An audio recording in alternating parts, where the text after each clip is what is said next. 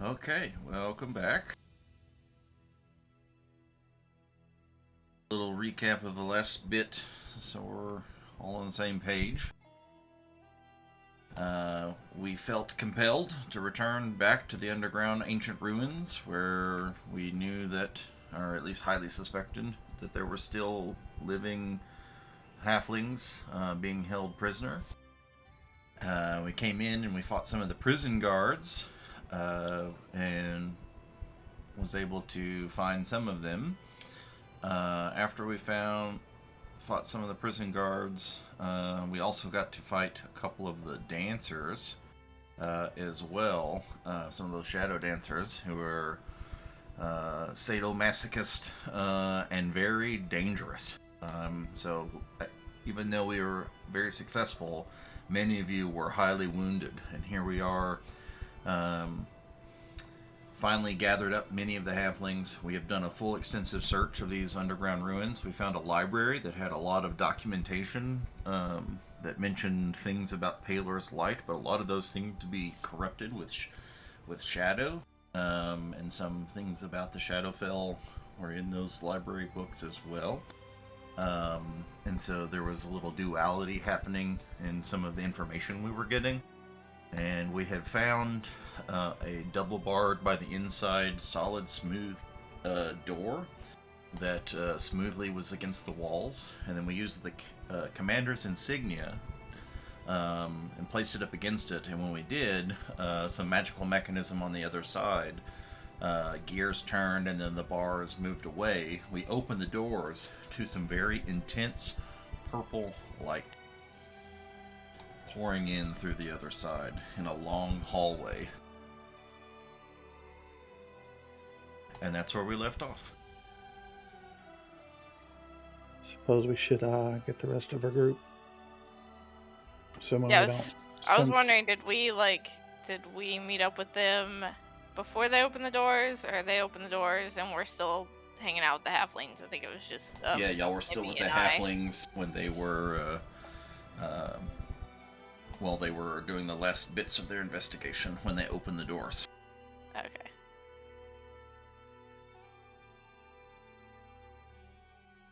Does Val have his bird? Send a bird messenger. Val has the telepathic communication too, right? How far does that work? Distance-wise? Some number of miles. Okay, so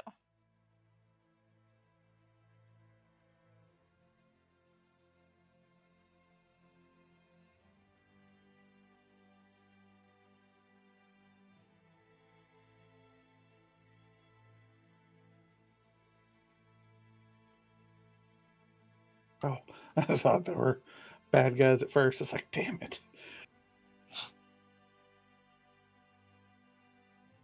Well, they're there behind another monitor. Yeah, perhaps Val could ask, the status of the halflings, and maybe we can get our 2 people over here.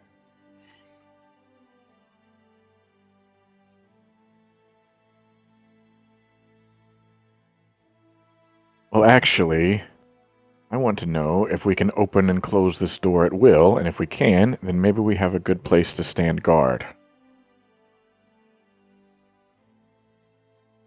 So I want to attempt to relock the door by, magicking the insignia back the other way, or whatever, if I can figure out what I'm doing. Roll an investigation check.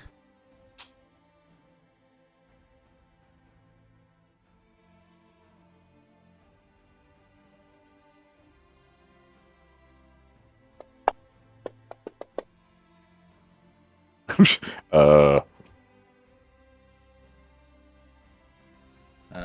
You see, where there's the door itself is smooth stone that actually slides and retracts into the wall, kind of from left to right as you're facing it. So it would go into the wall to your right, and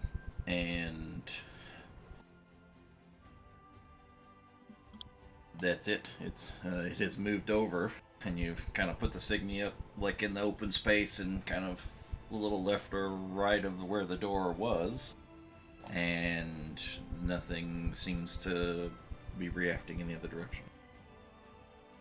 Okay, hopefully I didn't tell the party what my plan was before I did it. I just put the insignia away and turn around and say, if we're gonna rest, we're gonna have to guard this entrance.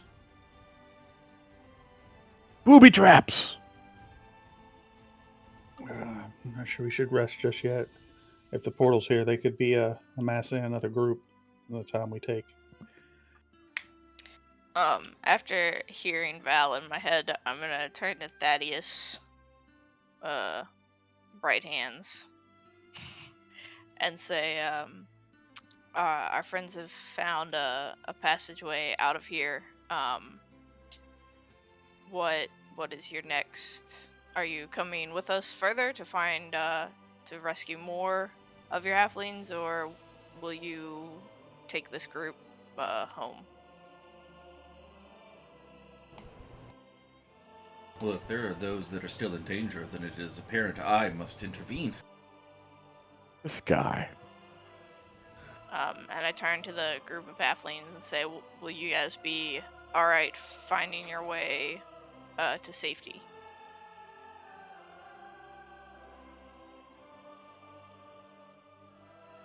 You can see that many of them are still in that utter state of shock, and while there are a couple that seem to have, or it's like maybe gaining some sense of their own sentience, as a group as a whole, you're very suspect, especially considering that most of them are just staring straight ahead blankly as though nothing is there, or staring at the ground. But they do not respond. Mm,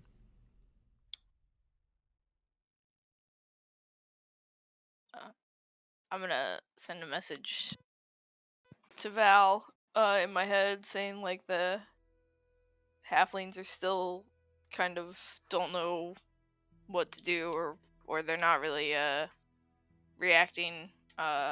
Do we just leave them here, or what do we do?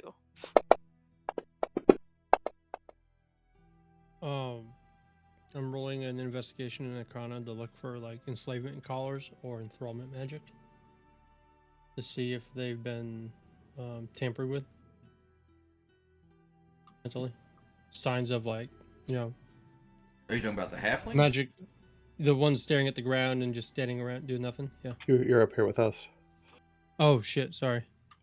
From before, there's just a whole bunch of post-traumatic stress You're right. going on. I mean, we didn't do an Arcana investigation, but on the surface, it was just they were traumatized, tortured, and whatnot. Yeah.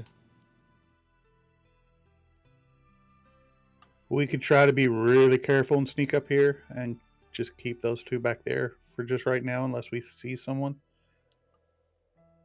I mean, I'm maybe gonna turn to Thaddeus again and say, it seems like these halflings are still in need of assistance too. Maybe you should um, make sure they get the help that they need, and then you could catch up to us.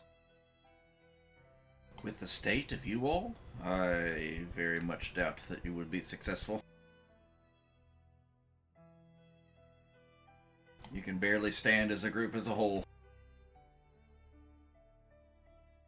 You're not wrong.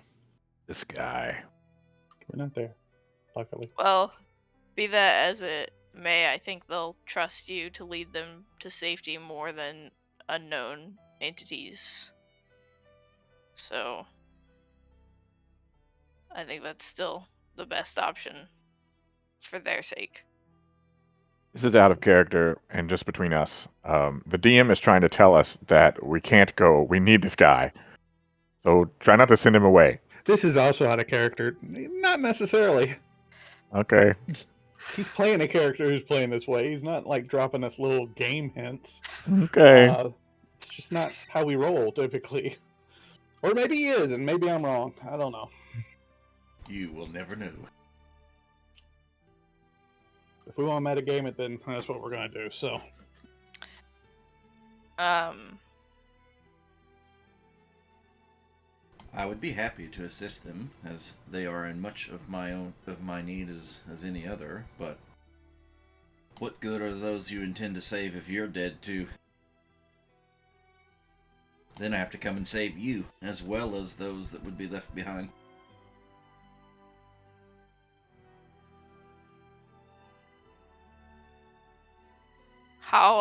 how long would it take to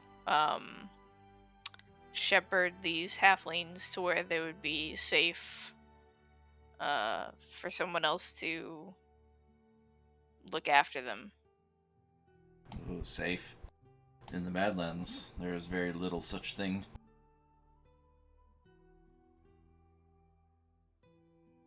Now, whether they snap out of their spell or not, or come to their senses or not, who knows? But it wouldn't take too long to get them at least out of this place.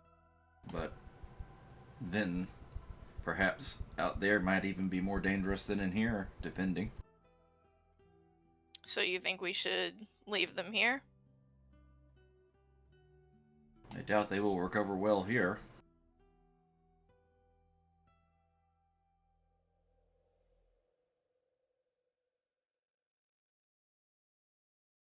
I'm gonna send another message to Val and just say, I don't know what to do with them. Thaddeus is elusive at best. Val's going to motion to Dagan and Fancy and Weldon, kind of motion them to come closer. And just going to address everybody in like a really soft whisper. So our options are laid out before us. To go forward, we have all these halfling prisoners that we need to do something with. I don't know if I feel comfortable dragging all of them forward with us, as the dangers could get greater.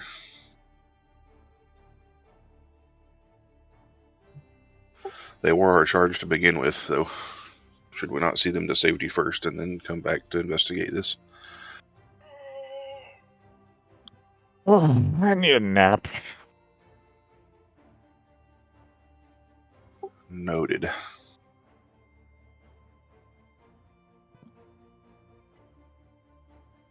I'm just pulling up the mission brief thing.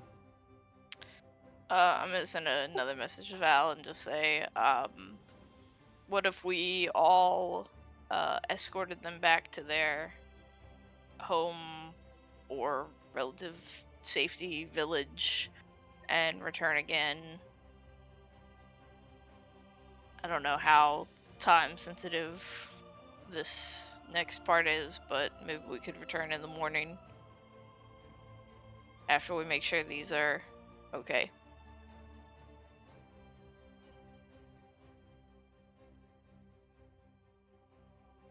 We talked to Val, but well, based on our objective, we have fulfilled as much as we can. I think the current task teams, we get these people to safety and continue to try to contact the Enclave and report this. I would like to offer, for the consideration of the group, allow me to take that insignia and press forward on my own to just investigate. I can do pretty good staying out of a watchfly if I need to. And the Halflings could definitely use all three of you back in the group to get them to safety.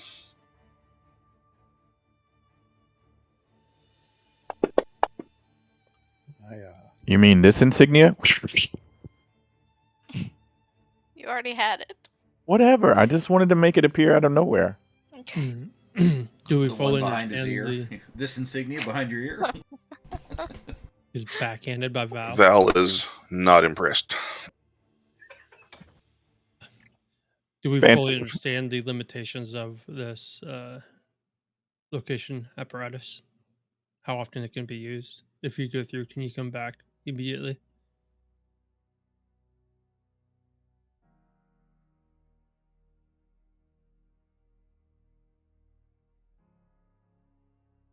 I'm going I've to. dealt with such gateways before, if it is that, which we don't know it is.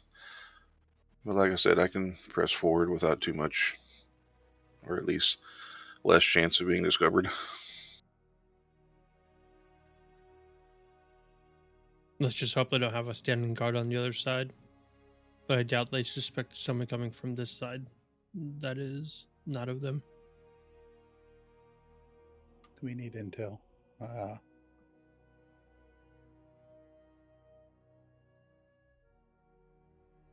I don't know how to give you this insignia. I've tried a couple things, but I'm not. Drag it into the party sheet, I think. I tried to drag it onto Val. That's usually the easiest place is to put it in the party sheet and then they can take it. It doesn't seem easy to do a direct, like, person-to-person transaction, so to speak, without doing that. I mean, we could just wait here a few moments and let Val sneak ahead. It may just be a couple rooms and that's it. You don't necessarily have to leave while he does it. I cast guidance on Val. Say, may Mister be with you. I think it's acceptable to peek in and then come back. We need intel. Make a better decision after that. I don't know what to grab. I grabbed the name. I grabbed the little symbol of carried. I grabbed the shield beside it. The None of shield them seem to. dragon. Oh, there it you goes. go. Okay, you're right. Yeah, that's right. The record is the shield or whatever. That's what holds all of the information.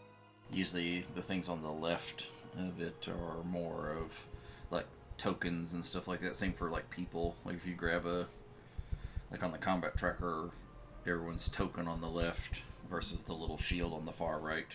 One will open up what you know about them. The other you can use to like move the token onto something. At least as the GM, I don't know what all you can do versus not do. Same thing for items and everything like that.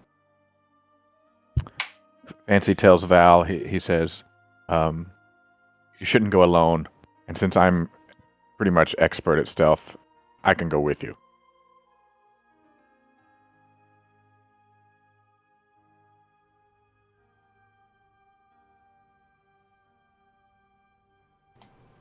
On the other side, Thaddeus is looking at Armoros and going, "You're kind of staring off into something. Are you thinking, or what's going on here?"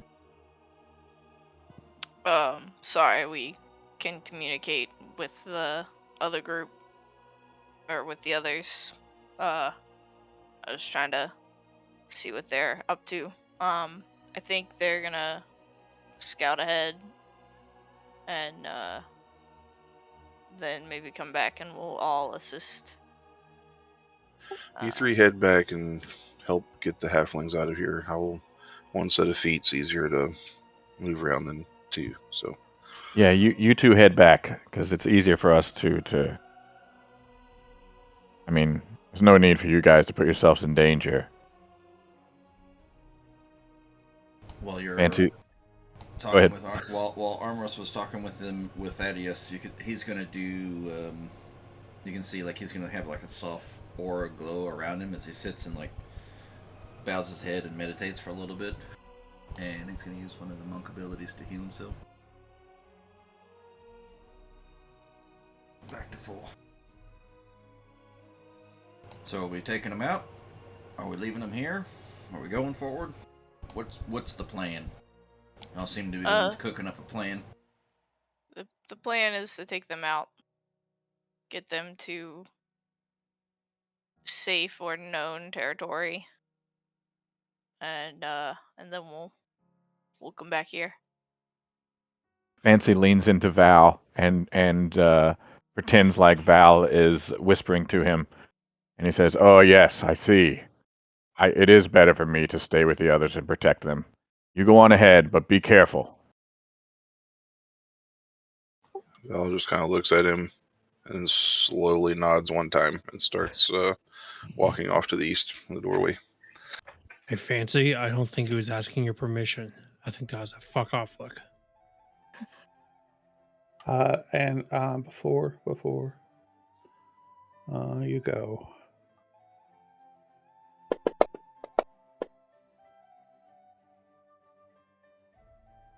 level 2 healing on Val.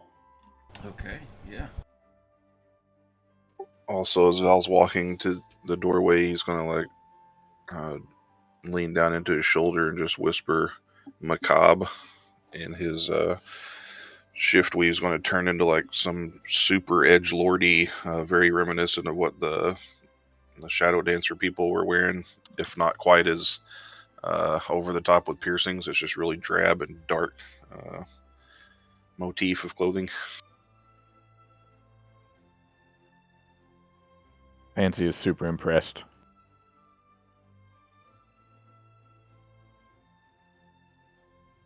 Where's your Motley Crue leather suit, Fancy? Yeah, I know. What the heck? And with a smirk, he will attempt to stealth through the doorway. Alright, go ahead and roll a stealth check. And then everyone else is going to gather and just kind of give it, like, you're going to gather all the halflings and take them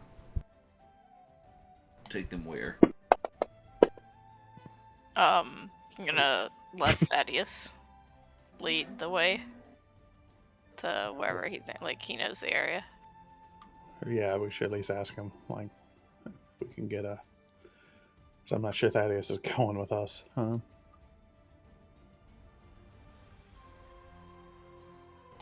Yeah, I'm just gonna say we'll follow your lead for where you think it would be best to take these halflings so they can rest and recover. Okay, well, let's do this kind of in 2 parts. Since we're splitting the party, we're gonna have to do kind of like scene 1 on one place, and then separately do scene 2 elsewhere.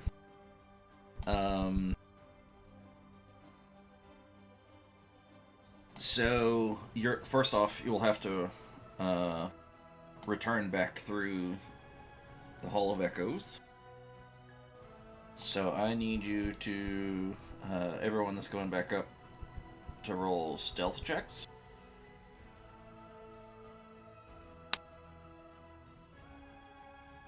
Thaddeus is going to assist with the halflings. I fixed my stealth thing, so it will always roll advantage to match while I'm wearing these items. I assume Pass Without Trace is not still active, right? It is, Oh, it actually. is. Because, yeah, we kept track of that, right? You never cast another concentration spell, Right, and yeah. no one, someone hit you, but you kept your concentration. Well, then add 10 to my Yay! Good. Thanks for passing me that trace. Appreciate it. 20. Yeah. Me too. Come on, I'm wearing plate. I want them on stealthy. Hey, There we go. that means short and stealthy. You guys just forgot she was even here, didn't you? That's how stealthy you were. Just creeps up underneath your kneecap, and you're like, "Oh God, you scared me." Exactly. Oh shit. I don't like this. Rolling. I don't like this at all. So it's like, what is the sound of one hand clapping? What is the sound of 25 PTSD halflings moving through the hallway? Thaddeus seemed confident that they'd be fine, that they're not going to make noise. Not make noise and tripping on a rock. Does anyone have the silence spell? You just make the entire room silent. We have no spell slot. Muffliato. You don't. Oh wait, that's Harry Potter. I guess spell slots.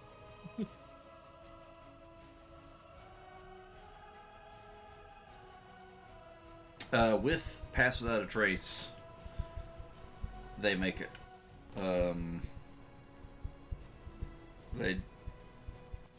They had a strong second half. That first half was bad with some ones. But there was enough good on the back end, thank God, that like literally the last roll needed to be a 10 or better, and it was a 10. With the ones that count as bad for the group stealth check for them. Okay, so the you make it through the all the way back through the Hall of Echoes. He leads you from out of the ancient ruins into the northeast. There is another. It's about an hour and some change, like hour 15, something like that, northeast. And then you can see a couple of small mesas that look like out in Utah, how they have the the super flat tops and they're just like columns and of rocks, and then there's the just kind of stick up out of the ground all around. And there's a couple of these, and like in these, he weaves you in and around a few pathways until for almost another 45 minutes or so before you hit what looks to be a bit of a cliff wall instead of just like these little bitty column mesas. It's just a whole cliff wall, and then he leads you along the edge of the wall for a little bit into a natural little cavern through a crack that's very hidden, where most of you wouldn't have seen it coming on, and if he wasn't like leading you directly to it, it would have been easy with the way that the rock overlaps one another. You have to kind of like the one piece of rock kind of overlaps where the cave is, and you have to squeeze in left to right sideways and then go in. And then he takes you into what sets up like almost like a little outcropping. You can see a couple little places with supplies and things like that, where as it opens up to a pretty large cavern, like 40 by 30 feet kind of little cavern. Good thing some of this is just hair fluff Yeah, it's as I squeeze through. very tight squeeze for you. Everyone else, it's reasonable, but still a tight squeeze, maybe even for Dagon. But Emmy's like, what squeeze? whoop, just walks in, shoulder to shoulder. Didn't Arms raised. Whee! into this little cavern, and so it's about 2 hours to get to the wall, and about another 10 minutes along the wall to find this little cavern entrance. So by that point in time, it's like 8, going on 9 p.m. For you. And so while that's happening, Val, as they're walking away, and you kind of dip in,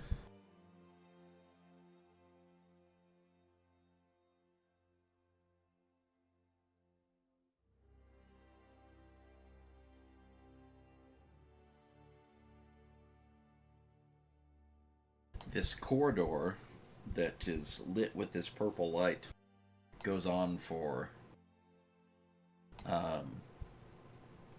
it's like that smooth cut stone, just like a lot of the cavern, as though it was something else.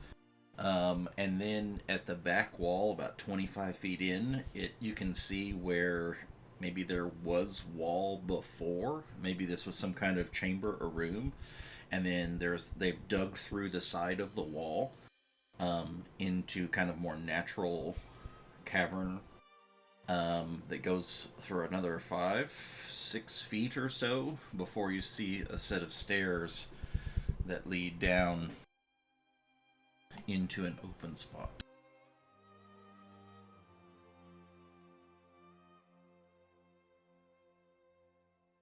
I'll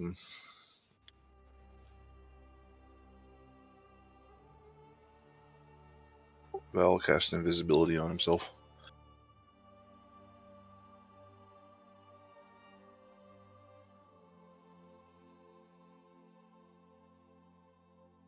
Oh wait, there's one thing that didn't show up right. And that's Cthulhu.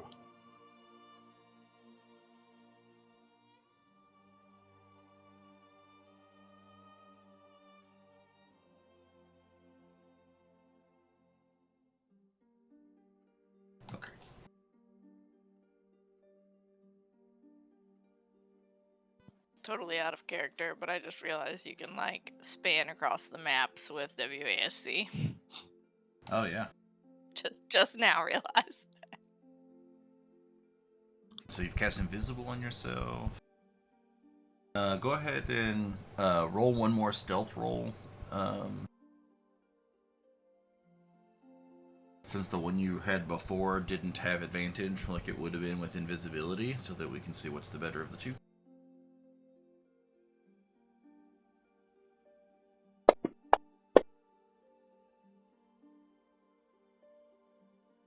That technically would have had the extra 3 on it. That would be an 18 instead of a 16. Okay.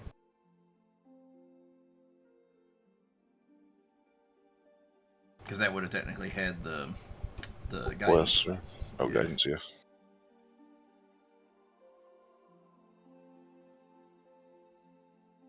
Okay. You look about and see this open chamber. You can see that there is a strange mass of in the caves that looks like a very rough-hewn stone door to the north. It looks like it's part of the cave wall itself, and then what looks to be very much a purpose-built humanoid-made door to the south, and then a set of stairs. Or actually, you can see the stairs. Then a small door to the east. He'll creep around to the south and examine that door.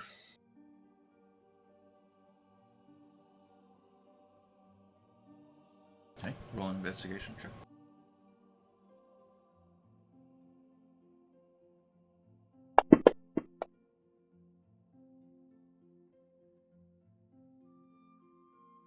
Doesn't appear to be anything particularly untoward about the door. It does have a handle and does not appear to be locked.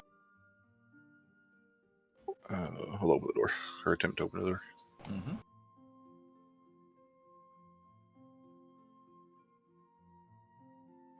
And he'll do so slowly and just kind of peek in as he's opening it, just trying to get a full view of what's in there before he walks in. And then a big snake dragon head thing erupts out of the door and chases you down the hallway. Oh wait. Like I said, Cthulhu.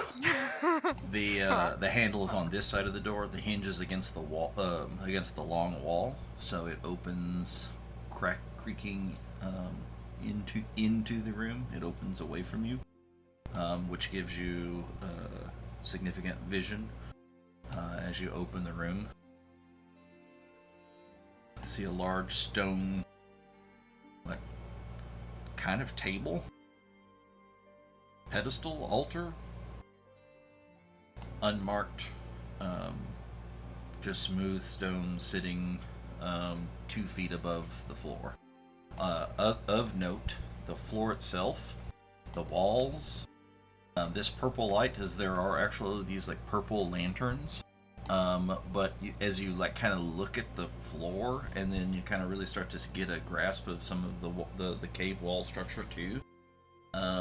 It's almost like looking at epoxy with color swirled and stuff in it, but it's like purple colored mist swirled into the floor, but it feels like stone. Some element of shadow. Is this something that Val has ever seen before, or anything like it? I was trying to think about how long I spent. Yeah, you spent a good long time in the Shadowfell, right? Not before coming this way. Yeah, about 600 years. Yeah, so it's like a really long time, right? There are some places, particularly temples, that are really low access kind of thing, where some elements of shadow magic, the shadow weave, are present, and over time that shadow weave starts to infuse with the natural surroundings itself. So some of the Some of the temple floors, walls, pillars, etc., start to become literally part of the shadow, but physical.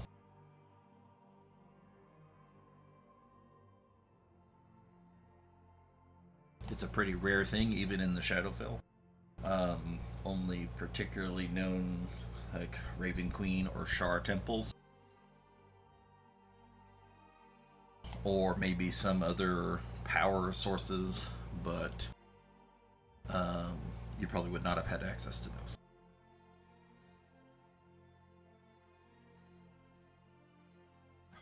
Val, go ahead and walk through the door, slowly closing it behind him and just kind of taking full visual inventory of the room.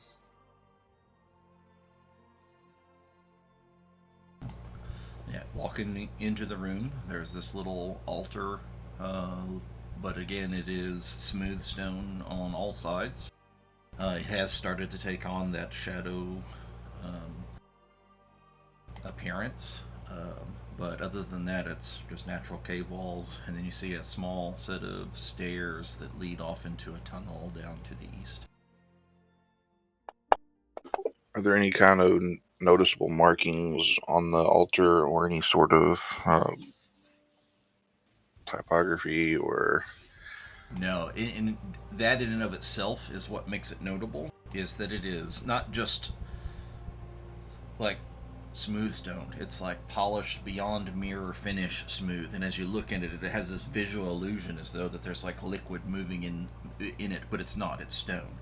And just as you move your head left to right, it changes in perspective, like how the eyes follow you in those some paintings and some of those magic illusion things where you cross your eyes and something happens. You have these weird visual optic effects, but it is smooth, nothing. And that in itself is the lack of something is more notable than if there was something.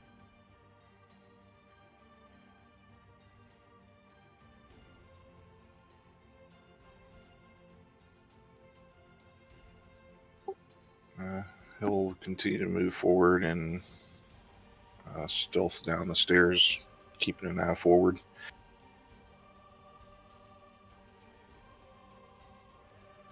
This is a long tunnel with a door at the end. That the tunnel has some element of descent to it. So there's several steep step downs, and then a slow descending stone floor.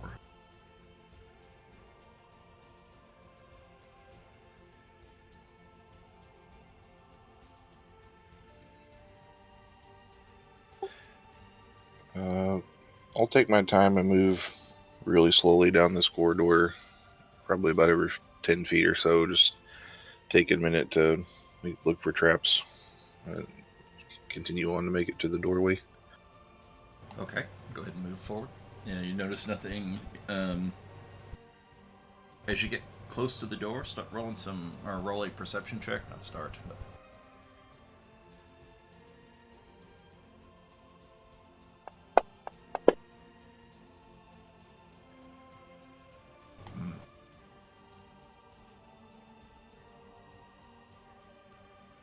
as you start to approach the door, you can start to hear the very muffled scream, as though through many layers of gag, something wailing in pain from the other side of the door.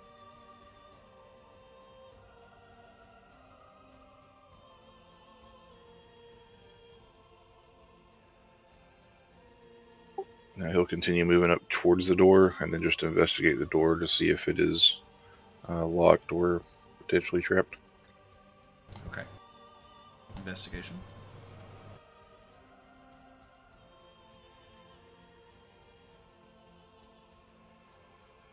One second. Give me 10 seconds to read something. Yeah, no worries.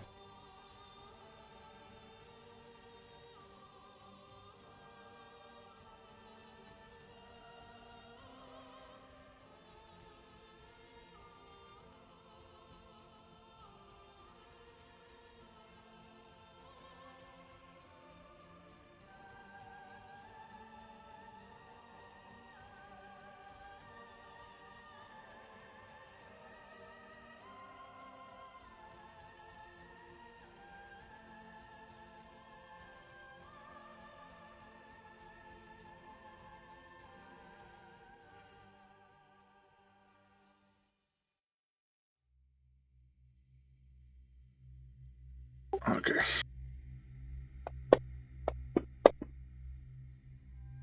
I'm going to use Psi Bolstered Knack on that.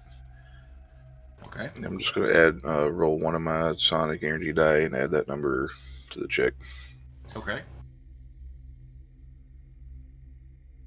Go ahead and do so. And that die is expended only if it changed it from a fail to a pass, specifically. It does not, mechanically speaking, would not change. Right. Would not be expended. The very much like the door that you came through at the beginning. It's also hinged on what would the hinge would be on your right, the handle on your left, and it does not appear to be locked or trapped. Okay, same story before. He'll slowly grab that handle and ease it open, peering through as he does. Barely stick your head in. 1 second.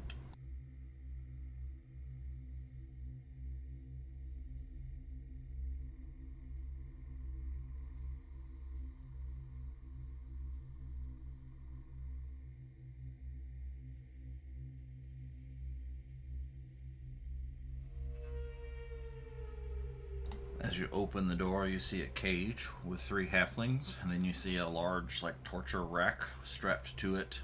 Is a halfling with a Shatterkai dancer standing over the top of it. The halfling bound wrists, feet, and across the middle, and multiple gags on his and a hood over his head. As the Shatterkai is leaning over, intently staring at it, and with one hand has a small, scalpel-like knife that is drawing along one of his arms.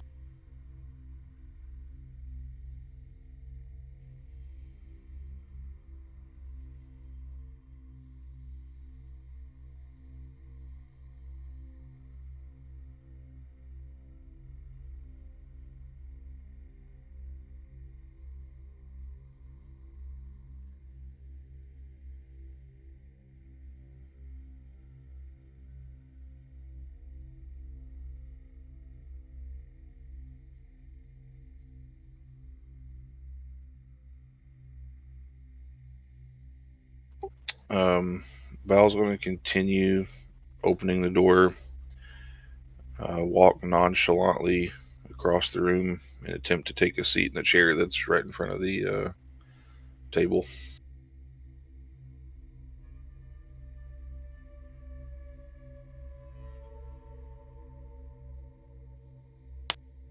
Go ahead and roll a deception check with advantage.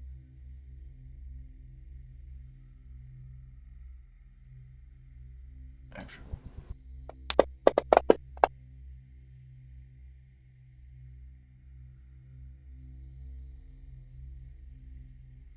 as you purpose walk across the room and have a seat, the Shatterkai, just the dancer, he just raises his head, noting your entrance and movement, and sit down as he draws a sadistic smile and goes back to his work.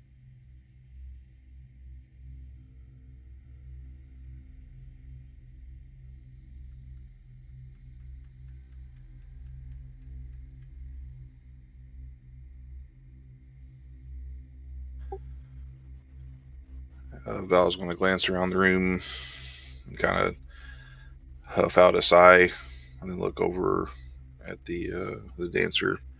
Just kind of make direct eye contact and kind of give the feeling that he's somewhat in a hurry.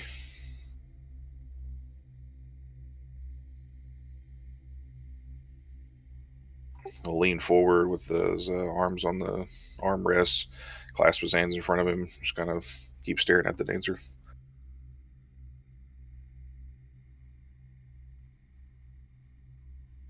You can just watching for even a moment, you can see that, and you know that the dancers are very well versed in levels of torture that cut and of high, like really high pain, elements of torture that will take victims to the very razor's edge of death, but leave them just there, and then pull them back and then forward and back and forward. And that, in and of itself, is what causes much of the trauma. As he deftly makes another cut along the arm, he reaches into his pocket and pulls out some kind of fine dust that glints as though it's refractive in some way, like maybe shards of glass, as he kind of rubs the dust over the wound that he just cut. And the halfling wails again, muffled, and then collapses, barely breathing, very still. Another sadistic smile on the dancer's face as he looks up, kind of cocks his head sideways. May I help you?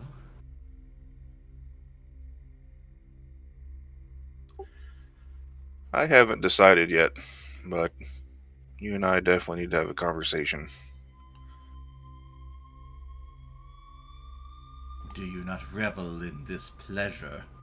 The sense of feeling that they have, the emotion, the stressors, that feeling. He knows that we are here and alive and present and physical. Isn't it glorious? Doesn't it please the mother?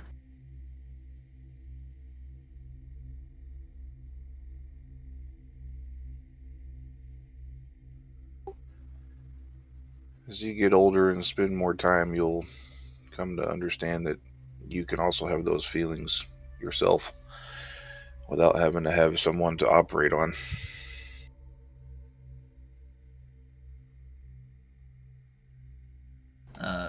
You can see it kind of motions to large metal spikes that are kind of not quite piercings, but like some level of extreme, as they are um, all throughout his body.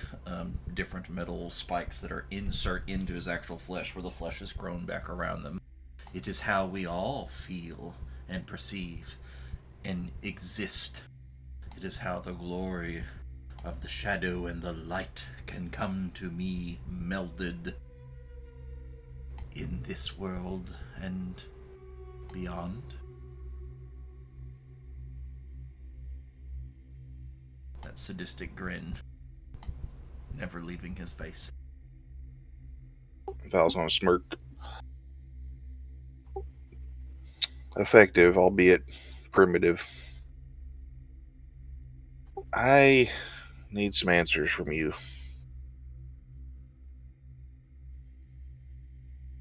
Answers? And what right do you have to ask questions?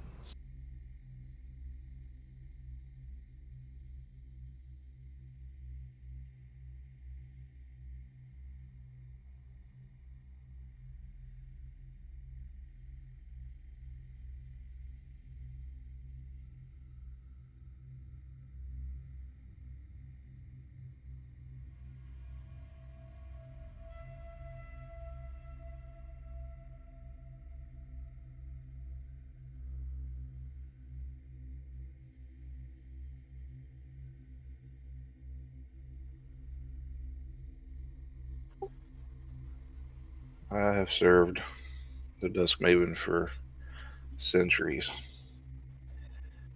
I have sent and gone places on her behalf untold amount of times, being shepherded to and fro different planes through shadow portals. Though nothing as grand as what I've seen in this area. I myself have set foot in Latherna. My name is Valdranius Shadowroth Rothville.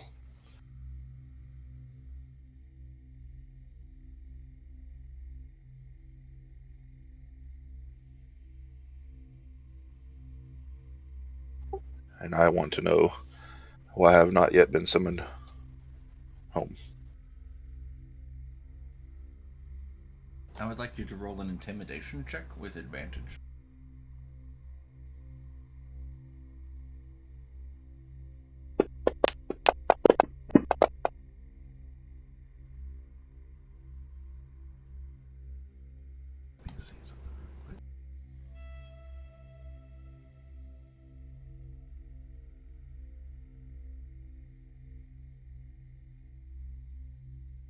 powerful might indeed. To be in such a state. Something that even us lonely servants would wish to be in. But you serve her. But what of him?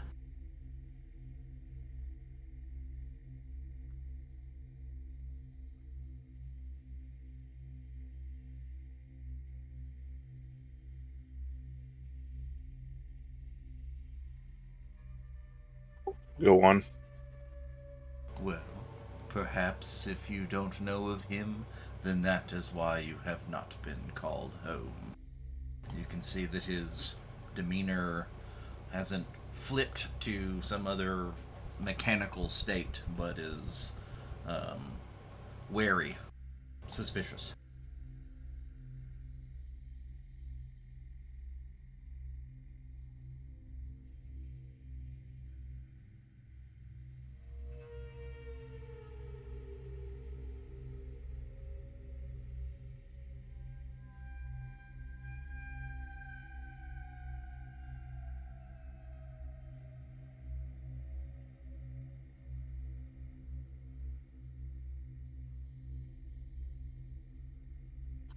Very well. Perhaps I was wrong.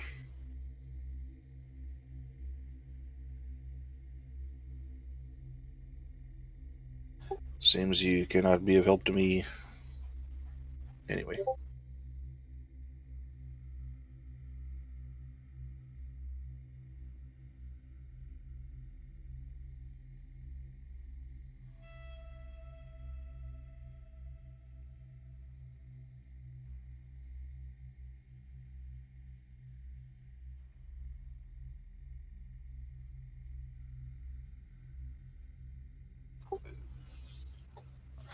Val stand up and proceed to go to the other door.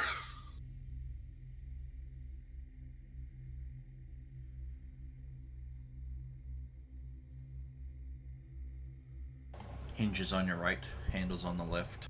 Appears unlocked. And he won't wasting time investigating this one to save face. He'll just walk through it.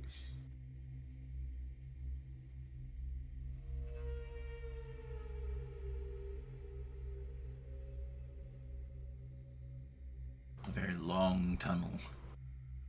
Thin, unlike the previous one.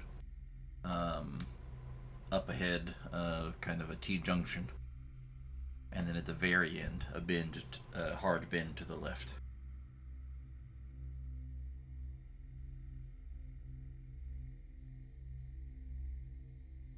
Just a matter of mechanics. I'm assuming the Shadow Dancer had True Sight or something to that effect on. Just because of the deception check I was rolling as I was purposefully walking across the room after the door had opened. Mm-hmm. Okay. Yep. Um, The invisibility, in some way, like, maybe not true sight, but he could see you. I That got was you. something you did note. In your, I guess, in your experience, not many, but some of the higher ranking officers and people can.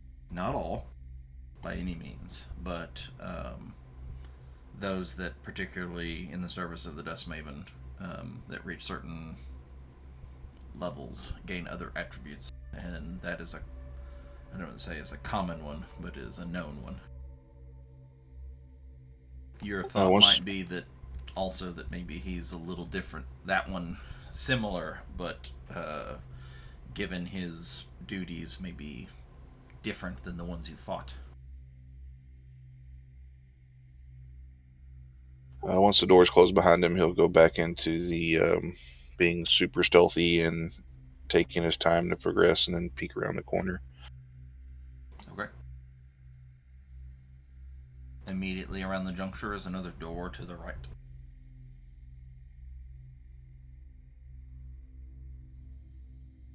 And a long hall, and again with a sharp 90-degree bend at the end. To the left.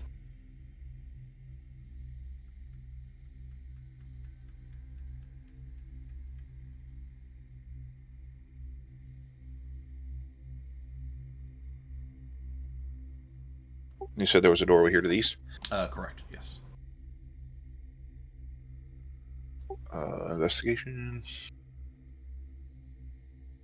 I didn't mean to click that, but it is clear, open, unlocked, untrapped. It opens into a small room. Looks to be some kind of bed chambers, perhaps for someone fairly important. You can see several torture implements all over the wall, and a small bookcase on the north. He'll do a quick scan for any non-torturing personal effects that are in the room, and then go to the bookcase and look at it. There are oddly none personal effects other than the torturing equipment, which of themselves may be the most personal of effects of who lives in this particular chamber. Noted. And there on this bookcase there are again a couple of scalpels and torture implements on the shelves, and there is one book written in the native language of the Shatterkai. On the spine is the title, The History of the Radiant Eclipse.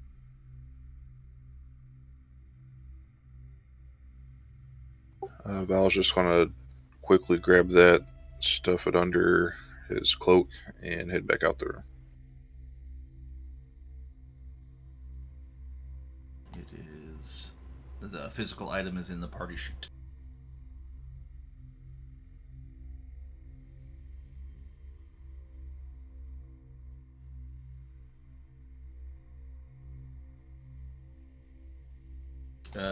You just taking the book, or are you thumbing through it or anything before? Nope, just taking the book. Okay, good. In and out. And coming back out the way I did not come in, stealthily, slowly. Okay.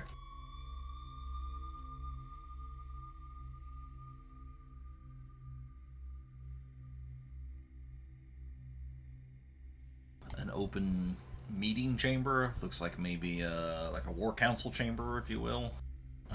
As you peer in, there are what looks to be maps and then like little tokens of like heavy stone figures and things laid across the maps.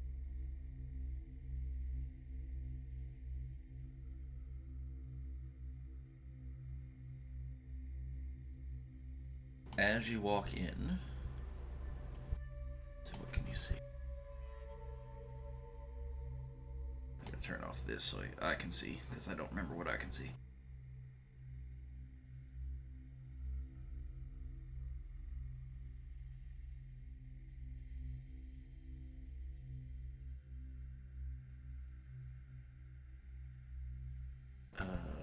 Okay, yep. You see an immediate turn, like a switchback of a little hallway that goes back almost the way you came, but another hallway that's parallel to the one you came in.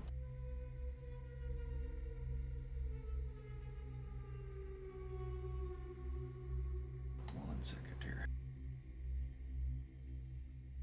I'll just approach up to it and peek around that corner.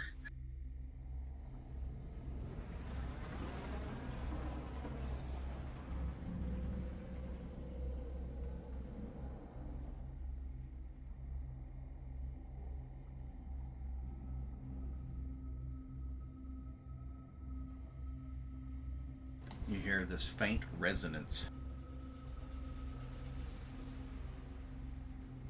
It sounds like it's some slight pulsing.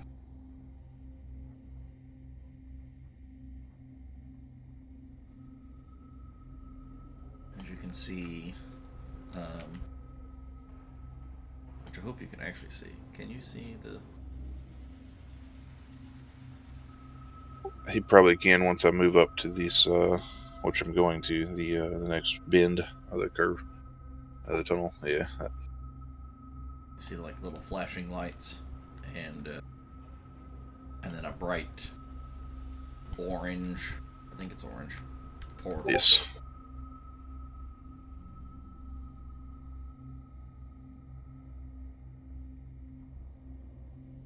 hear movement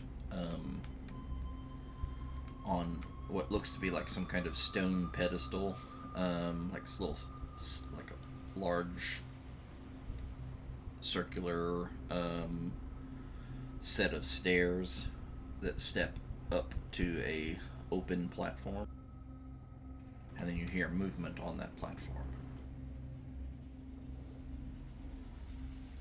You see a large, what looks to be almost throne-like chair, and then movement just to the left of that chair. Steady pacing. Val stealthily move back into the chamber with the maps and stuff, and just a quick scan over the contents of any of that stuff that's laid out open on the table. You notice a map of Ralidar, and in particularly something zoomed in around what would be considered the Badlands, as well as in there's a spot in the northeastern continent, so you can kind of see it's almost like a cross section that covers the southwest of the Badlands that goes not, instead of like being a square that would go north and south, east and west, it's like the map goes from Badlands, just the edge of Tenaria, all the way across the northeastern continent up to the Tainted Isles. And you see in the Badlands several of these stone, like, minis, for lack of a better word, are... There's a handful of them.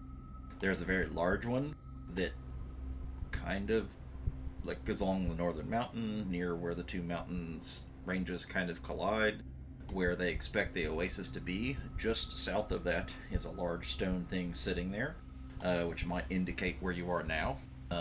And then there's several smaller stone ones around the Badlands. There's a large one on that northern continent, which you know does in fact house a lot of the, I don't say denizens, but a lot of the former inhabitants of the Shadowfell, and even one in the middle of the Tainted Isles. Are there any easily accessible writing utensils on the desk anywhere, or table? No writing implements, no.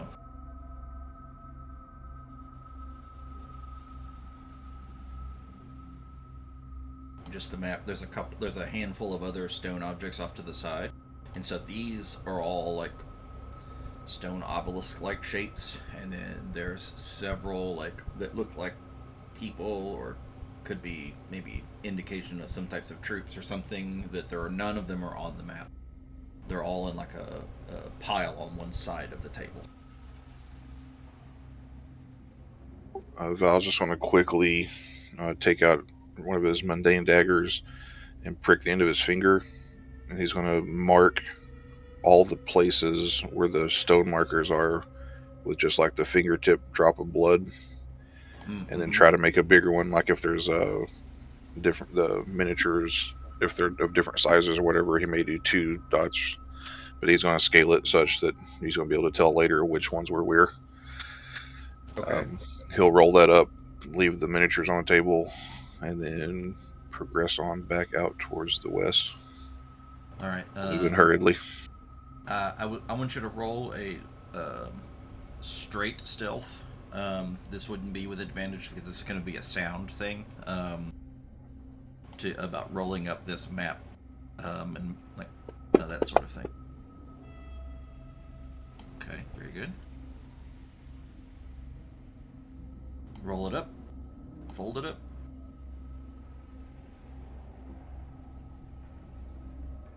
Tuck it away.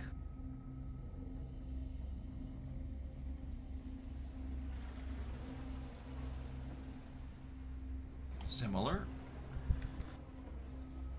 This looks to be some sort of dining and food preparation area.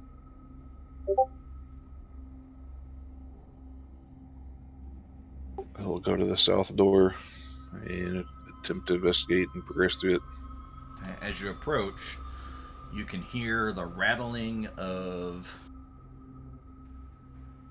sounds like the rattling of a cage, to be honest.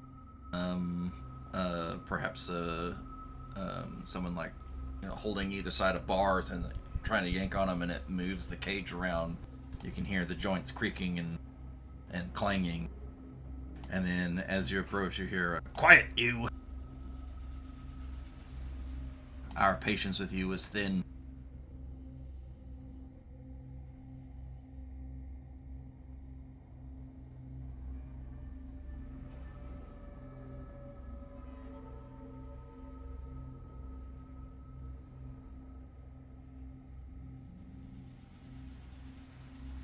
He'll slowly progress through the southern door.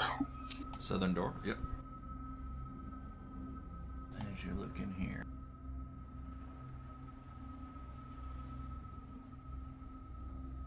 One second here.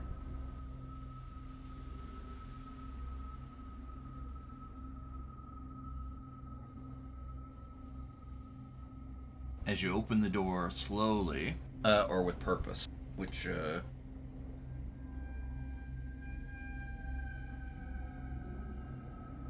you trying to kind of creep your way in and see what's up, or are you just bursting in and just kind of... It's going to be walking through and walk to the other side of the cage and just stand there with his arms crossed. So kind of like right there. Yep, just walk across. And you can see the Shatterkai kind of whirling his chain, and then he lashes it like a whip against the cage. "I said, quiet, you." And he turns and spins and watches you with intent, squinty eyes as you come across. Again, noting that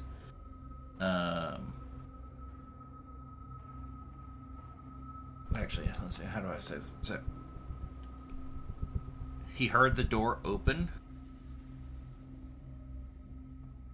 He felt or heard something walk by him, but he doesn't seem to see you. And as you see him squinty-eyed, staring, looking,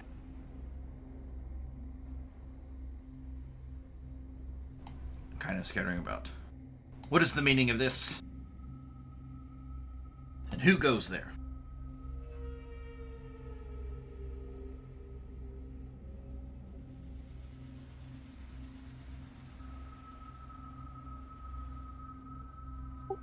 I believe our brother in the next room is ready for this one. Ready her for transport. Oh, is it her turn? I told you would get yours, you old bitch.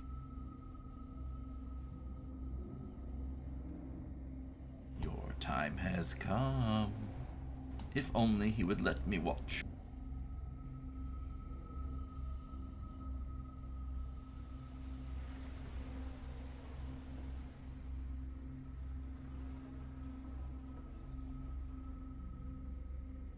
Well, I'll pass along your wishes, maybe for the next one, but we're in a hurry. Do you know how many this one killed? Oh, the pleasure we shall rot from her devastation. Indeed. I need you to roll a deception check with advantage.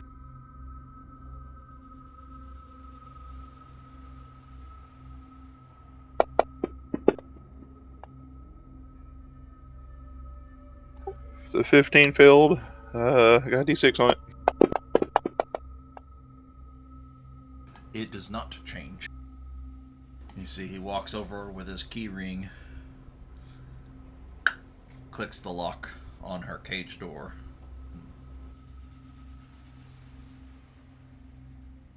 Now, careful now. This one is dangerous, as he's holding the door closed. And Laura on the other side, just reaches up and punches the shit out of his hand, as he he's got his hand wrapped around the bars to try to hold it shut. Yep. Fuck! I'm going to attempt to So my telepathic bond with everyone else ends, and I'm going to attempt to open one up with Laura with just images of our group, and me specifically.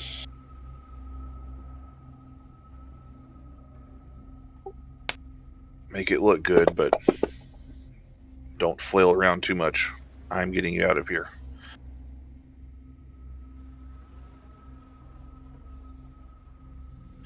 So she's not bound inside the cage at all. She was just in the actual. Okay. Yeah, she was just in the cage, unbound. Yeah. And can she can respond to? Yeah, it's a Yes, okay. she can choose to like end it at any time, willfully, but she can use a 1v1. She rolled will in her insight to check to see if like how what's up. Essentially, like what does she believe about what's going on with this mental thing, and for just like the briefest second, you see not relief, but maybe something close to that. And then you can see she kind of deigns an act of, oh, woe is me. I guess it's my turn. Kind of resigned to her fate, just in her mannerism. She doesn't say anything out loud, but you like huffs this defeated sigh and hunches down and looks like a feeble old woman, arms slack at her side. Val's, as she walks out of the cage, Val's gonna step around and put his hand on just the back of her neck and try to push it forward. Make it seem like you're in pain. We got a little bit of ways to travel. Yeah. You have to make it look good. Kind of rough her up a bit and then push. Yeah, all the dancer is going to see is just her double over and like seemingly in pain and just kind of shuffle back out this western doorway.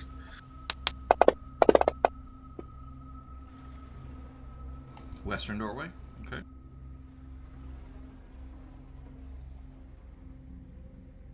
As you come out from the western door, you can see a set of tunnels and then a set of stairs that lead pretty steeply upward to another door.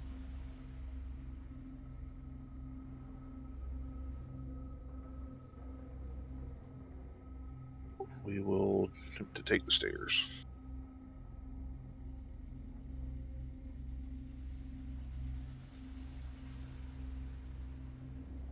While we have a short break here as we're going up the stairs, I'm going to cast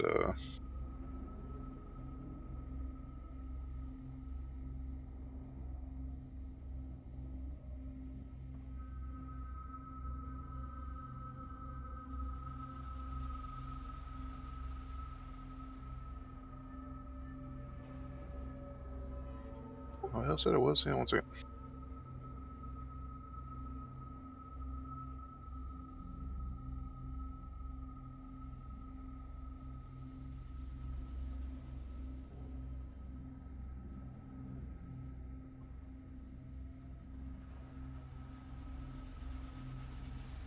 I'll just expend using healing light from my warlock ability. I'll do a 1d6 heal on her. Okay. I haven't set that up yet. Yeah, she was actually fairly wounded. It's gonna when it copied over, it didn't put her wounds on there, but I will update that with what it was supposed to be, and then now with the heal. We'll keep on progressing. I don't know if that turned me visible or not. I think spell. It does. That's not really a. Yeah. Okay, it does. Wait. If it's a spell cast, pretty much any. It's a channel. Most any action. Does attack or spell cast or spell like ability. I think all of those kind of fit in the things that would drop invisibility. Okay, we'll progress on out to the stairs.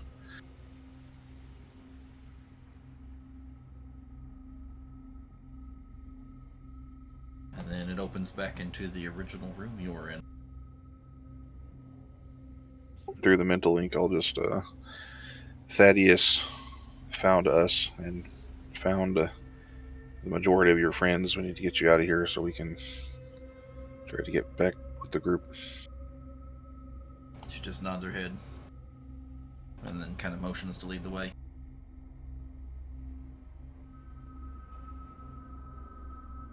And then out you go, back into the ancient ruins. Doodly-doo. And the stealth is trivial for you two, so you're back. You can go all the way through the Hall of Echoes and out, and back out.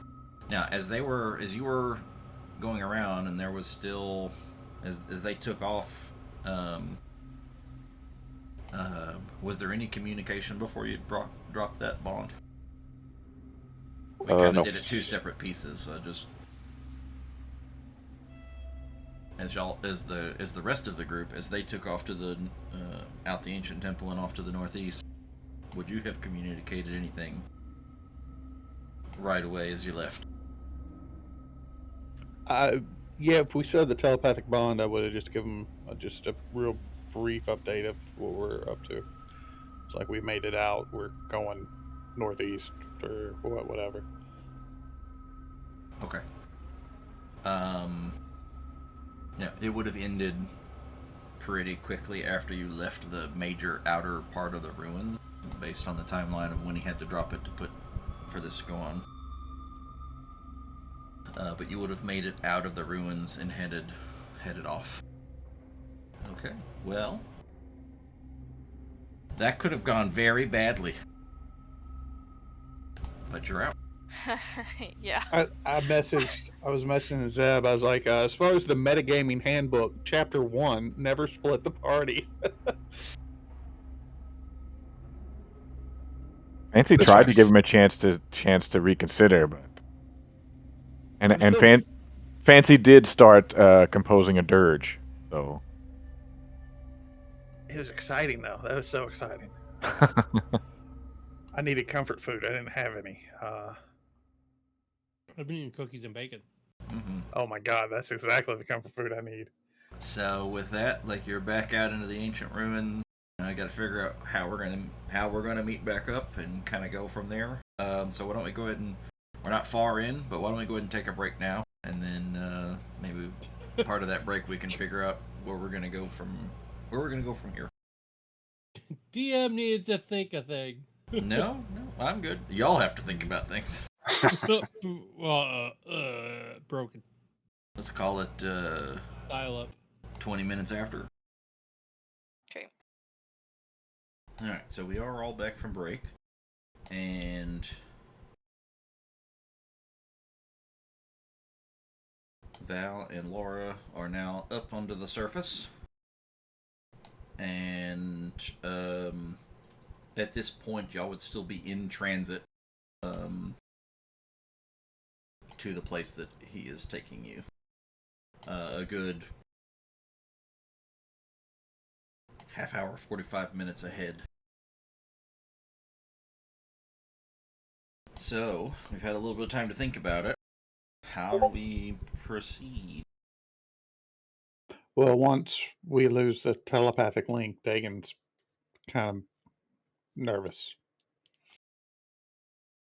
Would you have noticed that? I mean, like, I guess the first time I was like, hey, status update, and didn't get nothing back, I would be nervous. okay. That's fair. Fancy also was very nervous and not really at all. He's ready to take a nap. But I mean, we stick to the plan. We get these people safe, and then Can you try to contact the Enclave as permission? So, sorry. Assuming Val and Laura are behind us, but going to the same location, and maybe that's not a valid assumption. How far behind us are they, as in, like, time wise? Like, once we get to the thing. He said 45 minutes, maybe. 45 minutes. Okay, sorry, I missed that. Okay. And I think I may have said northeast, but I meant northwest, looking at the map, thinking about where he was actually taking you. It would have been from the ruins, would have been northwest towards the mountain line. like thinking I about may it, have got it crossed. thinking about it geographically, it'd be the mountain ridge that separates the Badlands and Miura would be where he was taking you. Yeah, I heard northwest. Northwest. Northwest. Yep. But yeah, I said despite Dagan being very anxious, we just stick to what we're planning on doing. And when we get there, we just have to fucking wait. We can't. But he's gonna be real twitchy and nervous about it. It will be yeah. Yeah, we get there, I guess, and I'll just have my spider watching for him while I sit there and tinker around. No busy bee being an antsy rabbit, you know. Nothing I can do about it. Well, I Just as suppose. a point of order, as soon as Laura and Val had gotten out of there and back into the Badlands proper, like the environmental stuff, Val's going to whisper into his shoulder, mundane, and his clothing's going to swap to a weathered, just nothing spectacular. Is leather traveling gear, some browns and some off whites, the cloak. Maybe blend in a little better. I do truly hope one of your code words is 70s pimp. Purple fluff, ruffled feathers, and everything, like the whole deal. Velvet. Just have to wait and see. Oh, can't wait. Anyway, sorry. All right, so We probably would have. I mean, assuming we got there, I'm making an assumption that we did. We would probably take a short rest when we get there as well. Short rest. Amy's Fancy's ready taking a for long rest. Amy's ready for a long rest. Y'all do you. He'll be fine. so how does Val communicate to Laura what he may know about? Because I'm at least feel safe in the assertion that Val has no idea where he's going, but Oh yeah, 100%. No clue. He's relying on her once we're back out there to go to some place that she knows of safety. Because I mean, this is her homestead, right? mm-hmm. Is there? How would you maybe communicate to her what you know about where they are heading, and or? So as soon as we got past the Hall of Echoes and we're kind of outside the ruins there, Val just gonna talk to her and be like, "Hey,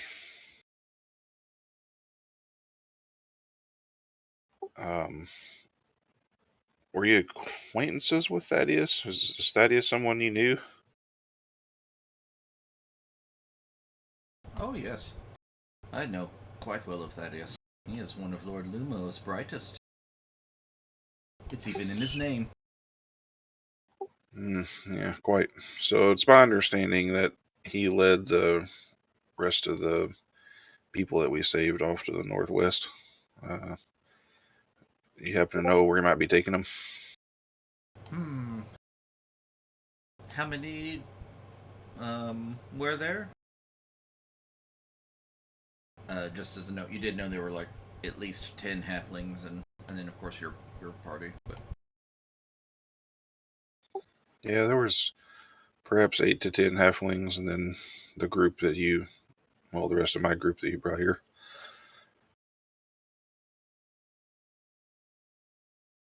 They are in a bad way.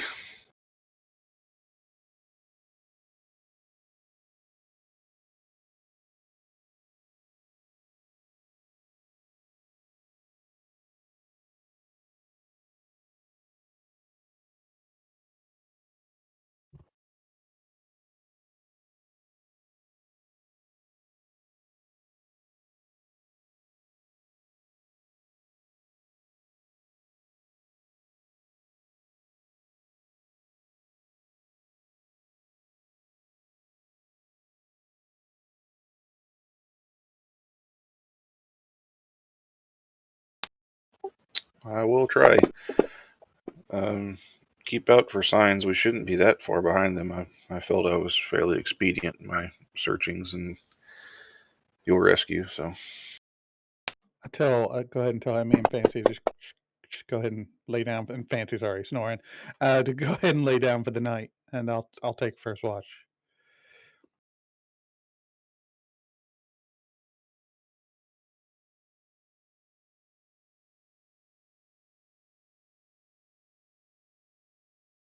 All right, so Laura leads you northwest for a good bit through these into the point where you get to those mesa plateaus, those columns, and she weaves around through many of them until you get close to the Mayoran Ridge line. And she stops at a couple of different. You can see that she's like stop, looking around. Generally, because she's so much faster than you, she speeds off just like she did when she was trekking, leading you across the desert, and she's kind of does a lot of weaving and stops, checks, looks, moves on. I think I have at least an idea of the direction they're heading. I think I know. And she will take the and stop off at one point inside of those plateau areas. There is like kind of under the edge of one. There's like an underground hole, and then you can see her disappear like from way off ahead of you, disappear down into some kind of hole next to one of the plateaus, and then she pops up. Nope, not this one. Then that leaves only one other, I'm quite certain. And let's see, make sure that actually works. Yes. Okay. And then then she leads you to this cave where the others are, and then you can as she approaches the cave, she takes out like almost like a little ocarina almost, and then blows it in a way that mimics the warbling of some kind of creature. And inside, Thaddeus, everyone that's in there will hear it. But Thaddeus immediately recognizes it, and then he pulls out a very similar little ocarina and blows on it. And then outside, Laura's like, aha, yes, safety ahead, and leads you to that cave with the rest. So now we have all made it to the little outcropping, and it's got little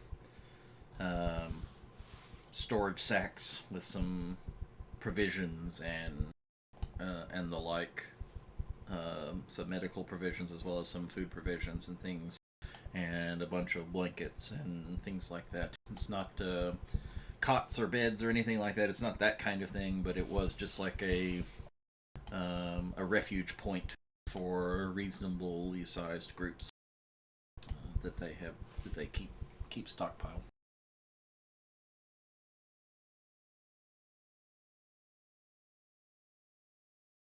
And now you're all here. Gratitude to you, Laura. That was a much easier journey than it could have been for me.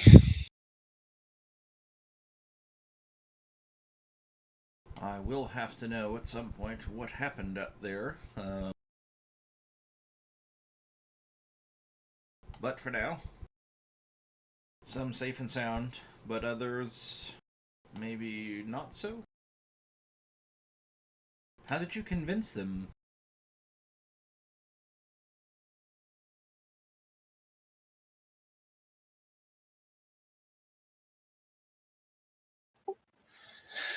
I regret to say we couldn't have successfully got all your people out of there in this venture, at least. I don't know how many more are left back there still alive. I do know there were 4. Oh, 4. The dreadful. 4 with maybe others. Oh, man. Well, I know what I must do. Kind of looks around at like herself and everyone. But we can't help others without at first helping ourselves. That is a very important rule in this particular place. We'll be ready to go at first light. Hmm. I can, assuming after I debrief with Val, I can send a message out, potentially some assistance, but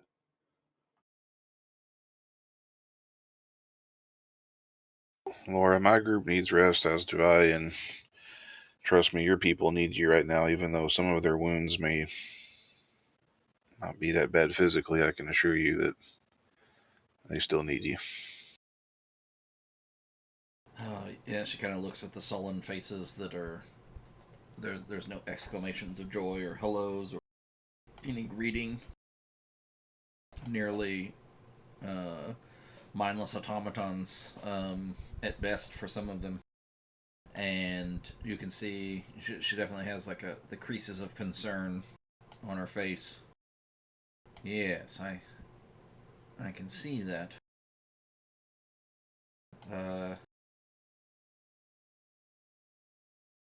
How are you holding up, Laura? Well, I have been through worse. It's embarrassing, to say the least, that I would be caught by the likes of them. And she kind of shuffles her shoulders and harumps a little. Were you aware of the illusion when you first went in?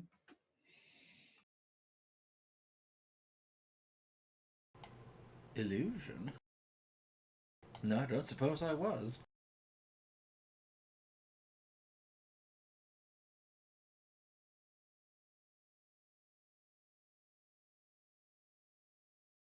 There was a being that made that whole place look like a beautiful sun temple. When she, like, you see her like stop for a moment and like blinks her eyes a little bit. I didn't even realize when we left. The place was a ruin. What happened to the beautiful temple? It was all just an illusion. Say, Balhanath. That's what I'm told. It's dead now. Turned out to be a decrepit temple that was not beautiful. It It may have been beautiful once, but it is not now. it calls out for people's hopes, and it takes advantage of that. Oh, I see. Well, the visions then must be leading us somewhere else that we have not yet found. We shall continue on in due time. Dagan, we should get the group together. We have things we need to talk about before we rest. I think Fancy's probably already asleep, but I don't know. But Val will search him out and just drop the commander's insignia on his face, like right where wherever he's sleeping at. Oh, come Thank you on. for letting me use that. Oh, Very, Val. very useful. I didn't think you were going to make it back. I had some concerns. I hold back the urge to kick Fancy. Let's get up. We've got to talk. Okay. Oh, I give him an apple or a banana or something we've got on him. I know he wants something to eat right now. yeah, he's definitely chomping on it and huffing about. But I can see why you woke me.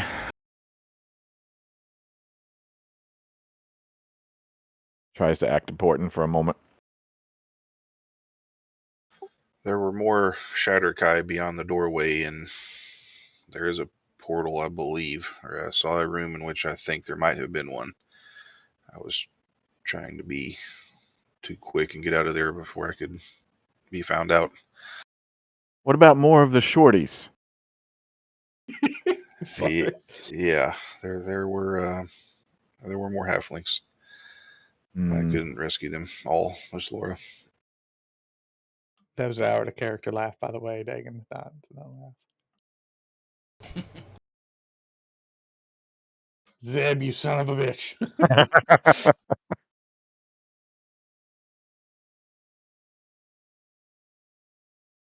Do you mention about the maps and all that stuff you found? Or you saw? Yeah, I'll try to, so everybody's kind of grouped together, the map, he'll pull it out and kind of splay it across where everybody can get a good look at it. And just to kind of reiterate, I don't have a physical map to show you, but it is again a cross section that goes from the edge of Tenaria across the Badlands, across Taft, all the way up to the Northeast Continent. And it includes most of all the Northeast Continent. and there are dots of blood. There are multiple here in the Badlands, with one particularly large blot in the north, along near the mountain ridge between Mayora and Kanos, which is where you believe that the ancient ruins actually were, where you just left. Several more scattered across the Badlands. And there is a very large one in the northern continent on the northwest, and one in the Tainted Isles in the northeast. If these are all incursion points, we have problems. Yeah, seems like an invasion. Even if there was not a force attempting to come through, which we can say, at least in this instance, in the place we were, that was the case. This many direct links to the Shadowfell with the ability for things to bleed over, it's not good for either plane.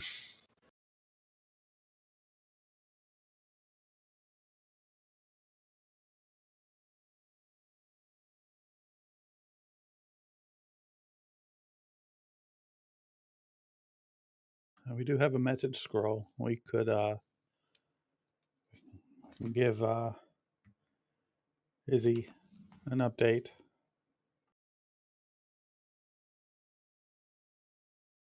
I mean, that's one of the rulers of Kanos, so.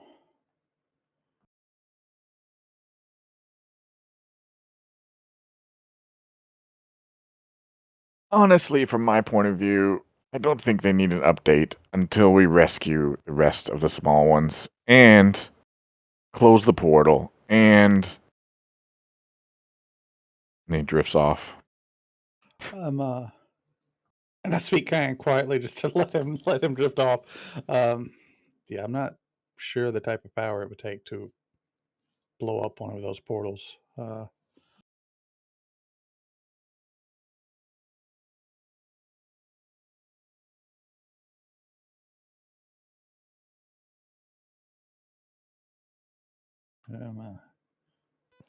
You're this putting all the blood dots on the map. Is that Mm-hmm. okay?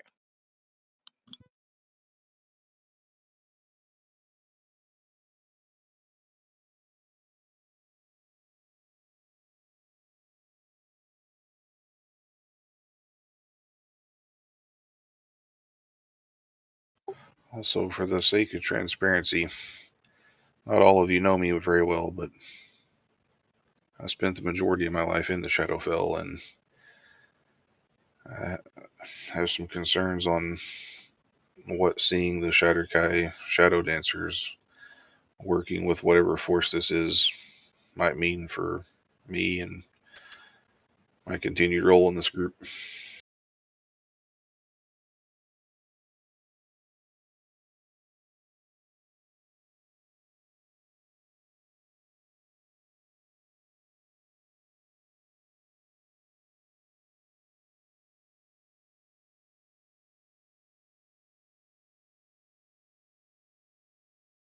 Fancy grabs hold of Val's hand uncomfortably, puts it in his other hand, and pats it on the top, and he says, Val, we trust you implicitly. You'll always be one of us. Don't you worry. Don't you worry. I suppose I don't disagree with Fancy. I'm not gonna hold Val's hand and potentially get stabbed, but you know. As comforting as that is, you need to know that I think I was in service to the Raven Queen for centuries before I made it to Ralidar. I worked with a group called the Terminus Conclave and was sent out on many missions and quests to do what I eventually learned to be the Dusk Maven's bidding. I was even awarded high honors allowed to set foot in Latherna, the Fortress of Memories. everything I've thought I've done up until this point has been in her service, but now I'm not so sure.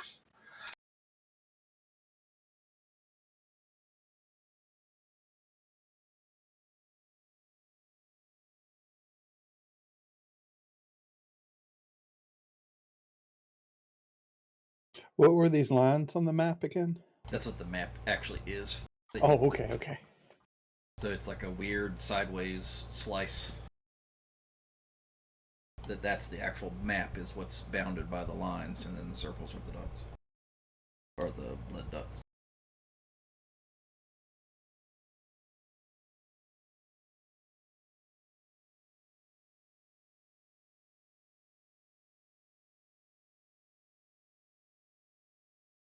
Fancy lifts his head and says, I don't know why you guys are all so glum. What we need to do is get some rest and get some action. Then he slaps Armoros on the rump. Amar.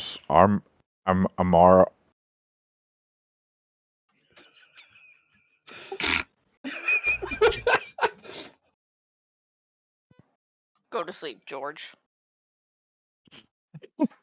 George, yes. George. It's fancy.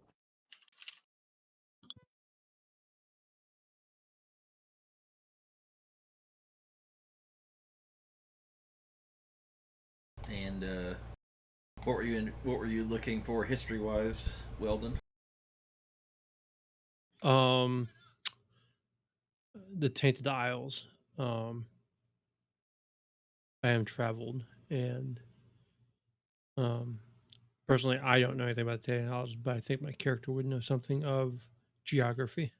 Yeah, that's a particular place that no one goes anymore, because no one can You're go anymore. more searching my character's memory for folklore Yeah, so the one like tales. some of the, I guess, common knowledge is this is like, it's kind of like the Bermuda Triangle bit, Okay.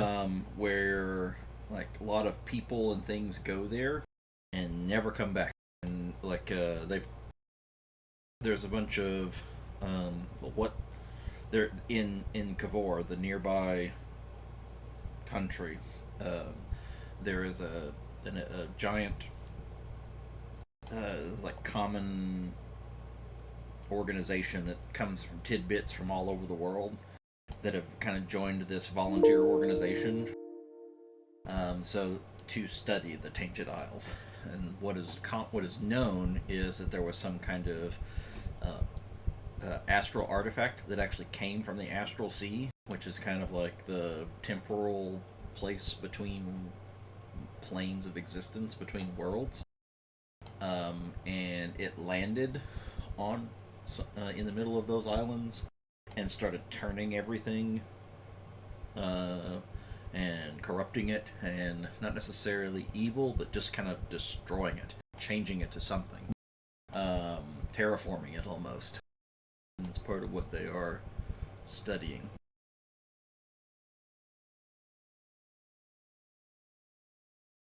Val, your I may use this loosely, but your people, do they just represent a paradigm shift? I mean, have they always been conquerors?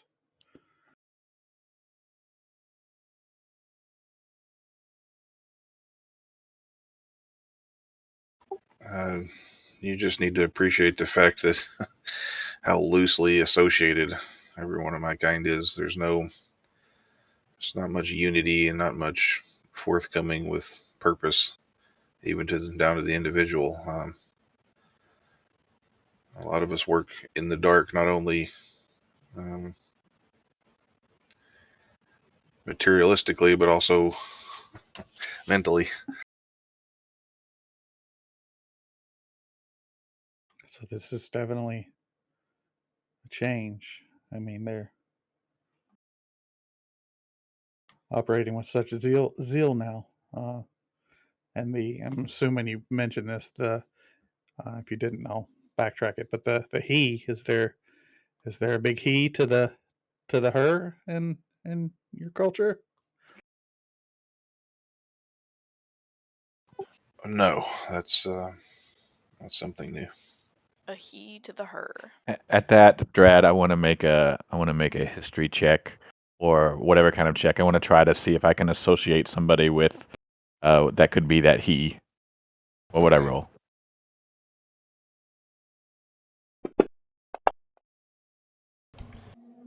The one thing that is pretty clear, like as far as great entities, there is a royal line, and there's physical Shatterkai, but they're all pretty fanatically cultist, like followers of um, the Dusk Maven, the Raven Queen, whatever you want to call her.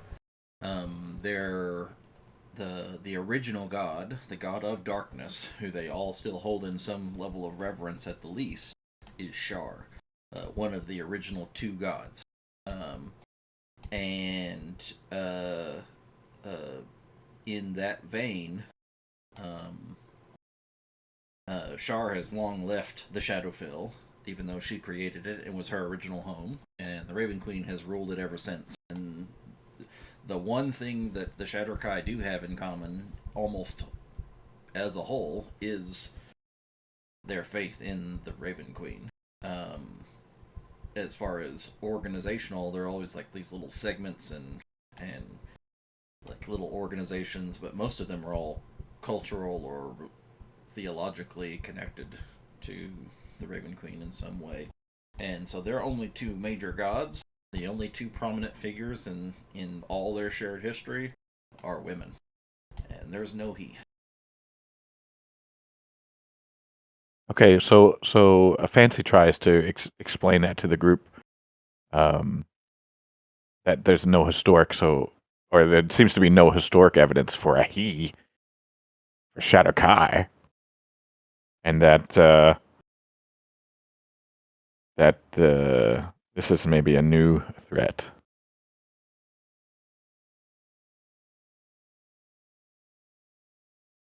I couldn't have said it better myself.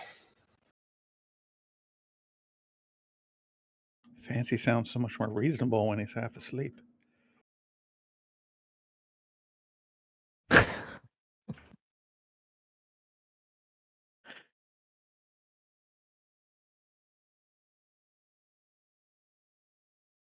Well, I suppose we're all in need of rest, so we make plans now or plan after we wake up. Well, I think it's simple. We wake up, we go back. I can send a message to Izzy. At least give them an update. Maybe they can give us advice on how to blow up a portal between realms. Fancy goes off to the side and sits down with an instrument, his stringed instrument, and begins to play a little bit of the tune that maybe the party remembers. They tried to kill us, we survived. Let's eat. Other than the map, I also found one other piece of information if you wanted to pour over it. And Val's going to take the book out and kind of open it and examine it. Walk closer to the group. I don't know who all's standing clustered together still, but Oh, Fancy sees the book. He's getting back up immediately. I'd definitely go for the book before Fancy.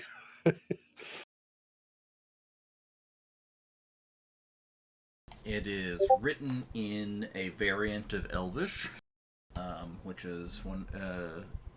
Val knows it to be uh,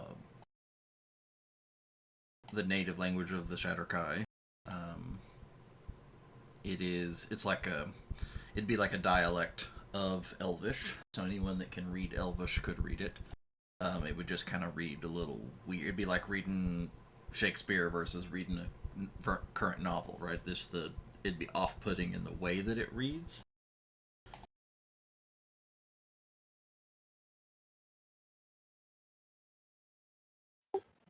Val's going to offer the book to Fancy and see if he could translate it for us. Certainly. Let's see here.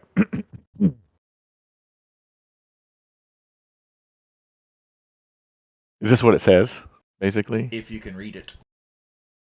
Of course I can read it. I don't know if I can read it, Brad. Where would I even see that? Under languages on your abilities tab. If you put any in there. Elvish would be the one. No, he doesn't. He can't read it. So, what are my chances at making up what this might say? Let's see here.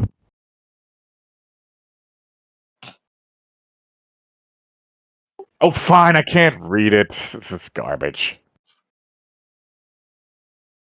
Okay, Sam. Val's going to have a very uncharacteristic wry grin. I'll take the book back. Now, see, was it that hard? Oh, stop. They tried to kill us. We Hey. survived. Let's sleep.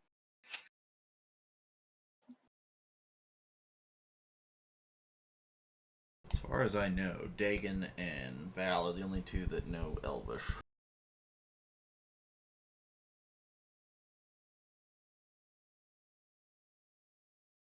Yeah, I'm interested in the book.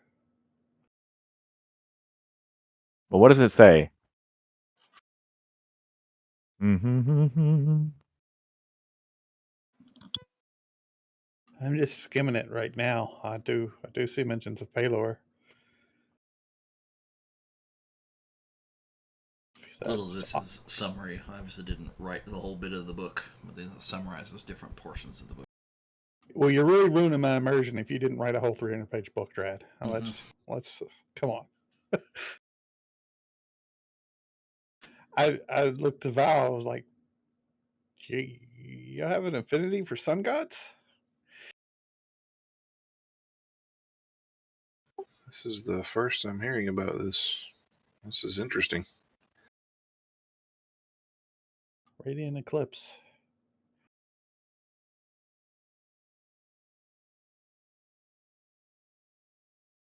Practice in secrecy. Bleed Palors, if I'm okay to sum this up. Read the thing. Palor's duality, the light corrupted by darkness, mirrored their own existence in the Shadowfell. Palor, seen as a god of goodness, had actions over them that aligned with the darkness and evil, making them a perfect figure for their clandestine worship.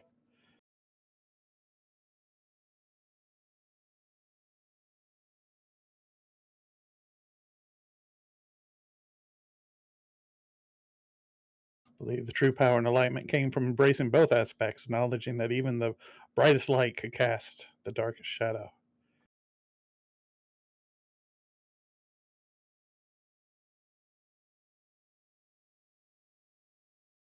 So, I guess it's he with a capital H. Yeah. Whew.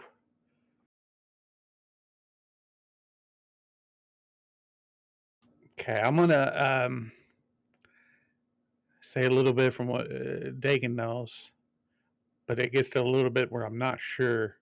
And there's parts I definitely know he doesn't know. But uh, when Dagan was in Meoria, I mean, there were quite a few Palor temples and whatnot, and they all just kind of worship Palor as the god of good and light and everything you typically hear about Palor. But spent so much time in Kanos and the Badlands, and I don't know, but it's just like they don't even like to say his name here. Uh, they at this point, I feel I need to roll to know how much am I putting my toe into that Dakin would actually know or not. We're on a good path so far. But I think you've had enough time and insight to garner most of all of this, yeah. So I just this the emblem that we found. It's not quite a Palor emblem, but it's definitely of the sun. Um, I don't know. It's just onto something bigger here. It's different here. Maybe at some point we could meet with the some of the Kanos rulers again, and maybe they could share what I'm sure they know. But There's the one thing to note is it seems pretty obvious to everyone. I think that like Laura and Thaddeus's view of Lumo, who is a ruler of Kanos, is beyond that of like a mortal interest or a hero. It seems as most of the Ghostwise halflings treat him in some ways like their own sun god. But that's not the one that the symbol was of, even though that's the one that her clasp had. It was a different sun god. I'm saying this as I'm kind of skimming through the book, and I'm definitely not going to sit down and read word for word, but just kind of turn to the end, and it's like, oh, worst case scenario. They aim to reclaim some of Palor's might, using his name and religion as a foothold to spread the Shadowfell's corruption. They see Ralidar as fertile ground for their mission. I hope to spread the Shadow's influence, turning Palor's followers towards their extremist beliefs.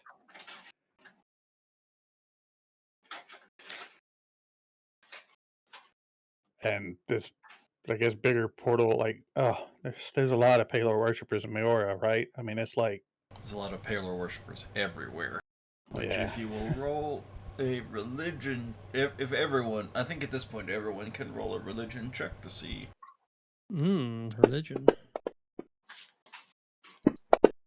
I think Dagon has the opportunity to do so with advantage because of his background. I'll just roll again. It's a good roll. Oh god, it got worse. Wait, what? How did it get worse? It stopped. I saw it stop. I thought it stopped on 17 too. That was Val's that landed on 17. Oh, okay.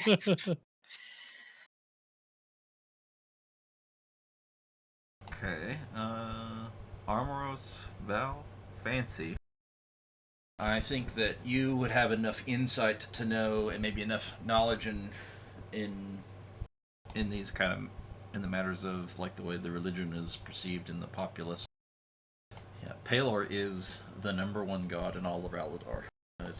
Is worshipped by the vast majority of commoners, general peasants, farmers, tradespeople, unless they have, some like dwarven tinkering god or like some kind of other reason to be following in the footsteps because of cultural reasons. The vast majority of them follow Palor if they actively worship. It is known that Palor is no longer a physical greater deity. It hasn't been for some time, but he is worshipped as though he has been for hundreds and hundreds of years. It is known, or at least speculated, that he has somehow risen above the station of even godhood to something that transcends not just this world, but all the worlds.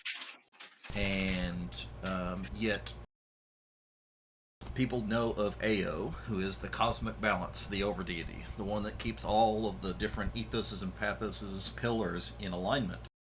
And if they sway too far one direction, he's the one that brings everything back into balance.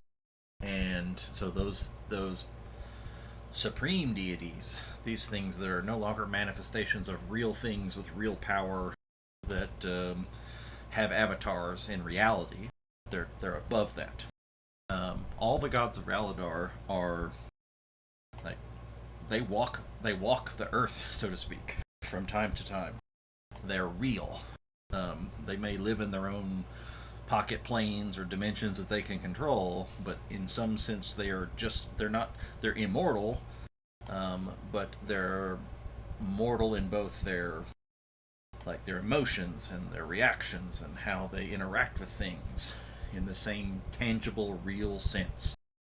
But these others are above that, or no longer like non-physical, very metaphysical thought things, no longer part of the reality. And Palor is supposed to be one of those. And when you're up there, you don't know their name anymore. But for this 1,000 years, since Palor ascended after he blew this place apart, people still know him. People still worship him. And that's not normal.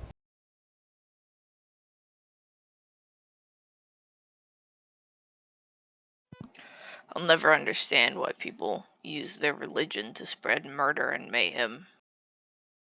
Just, Well, it's easy. It's a scapegoat. oh, Although I wouldn't recommend scapegoating Paylor. He kind of does do things, you know. Points to the Badlands.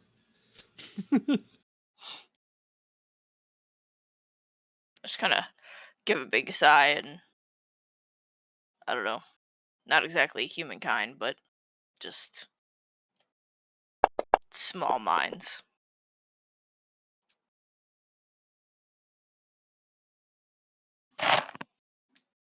Get your hand out of my pocket. That's not what he was going to perform. I don't know what you're doing.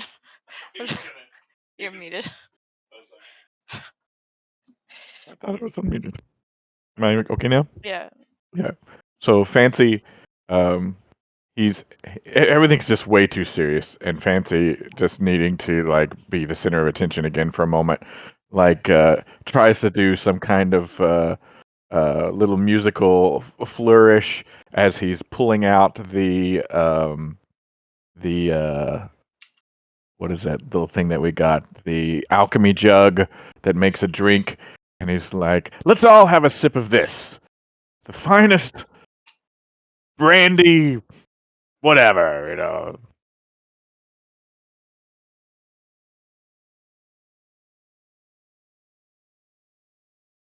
All right. Uh, he was hoping for brandy, uh, or something like that. But I don't see that on the list here. But if you allow it, that's what he's going to try to do. Yep. Brandy it is. A fine one at that. Okay.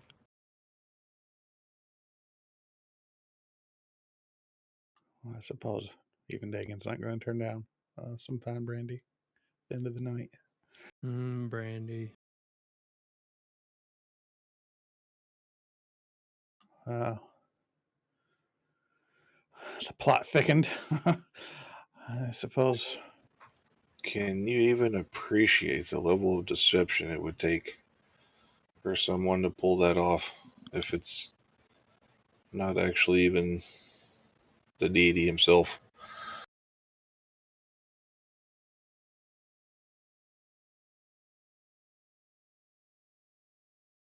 Somebody with tremendous power. Wait, this is another chance for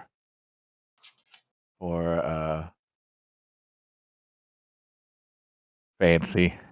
He's going to attempt somebody when you guys say it, someone with tremendous power.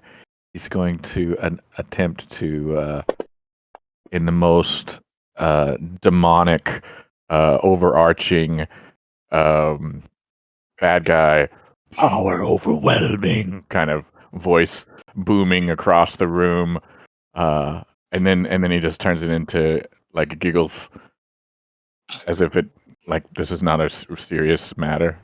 I'm going to reach down and grab a rock that Val's continuously gonna shouts boo worriedly look and over at the throw it at him. halflings.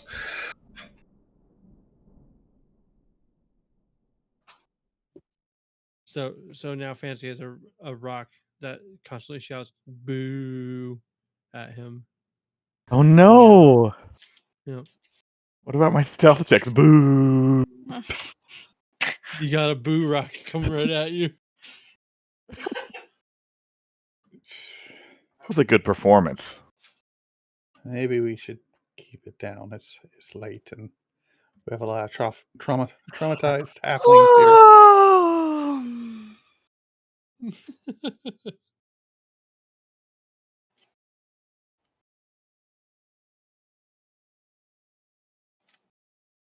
And an AC/DC concert. Yeah. And it's some getting a little- brandy. we're getting a little we're getting a little out of line here.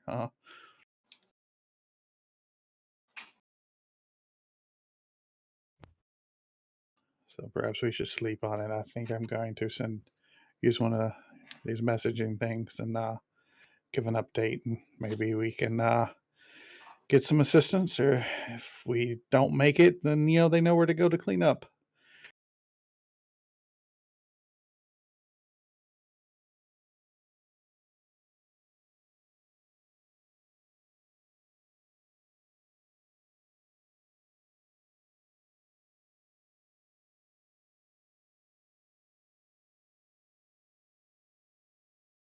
One second, I'm going to send you something, Dred.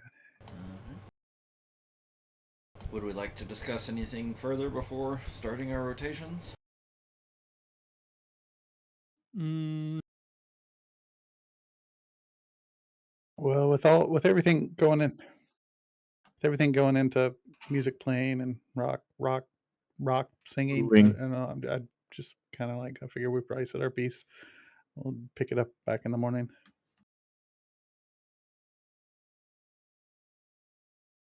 plan over breakfast. Sounds good. Can't wait. And this is the message I sent to Izzy. Let me send that to Jay.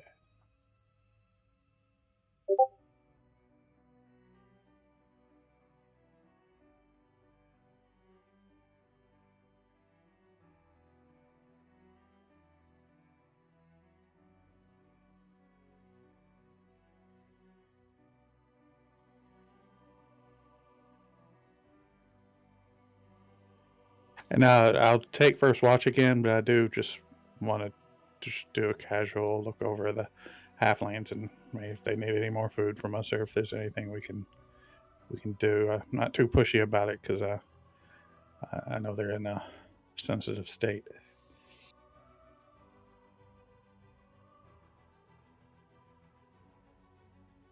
Before Fancy goes to bed, he does go over to the halflings and tries to tell them some kind of story to raise their spirits.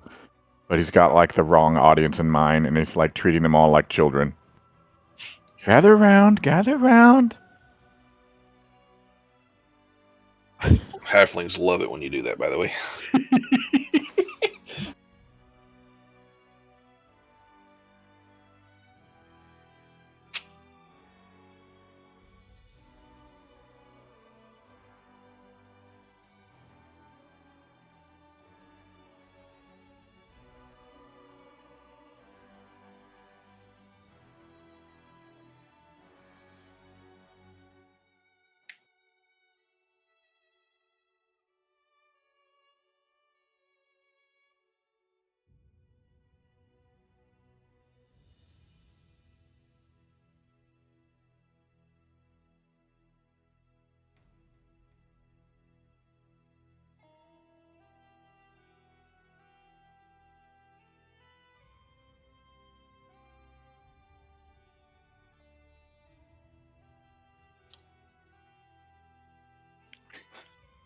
I kind of go over to Fancy as I see the indignation rising with more and more that he talks, and I just put my hand on his shoulder and sort of push him towards a far corner and say he's not trying to offend, he's just an idiot.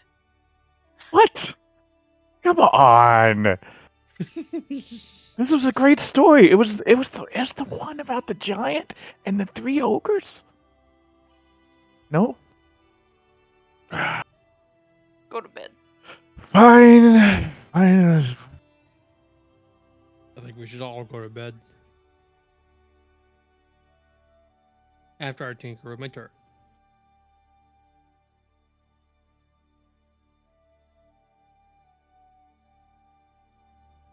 I mean, I don't have it. I do tinker with ideas of the turret because the turret's gone right now. So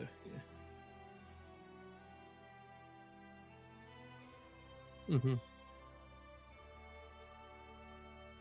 I'm a mental tinkerer. I'm not really good with my hands.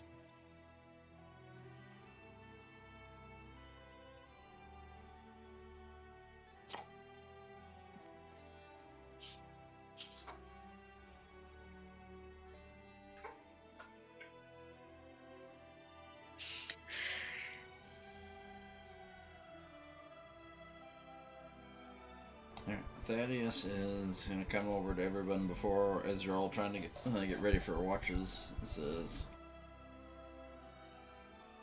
I am still in good spirits and good mind and body. You are all wrecked. Rest. I will take the watches.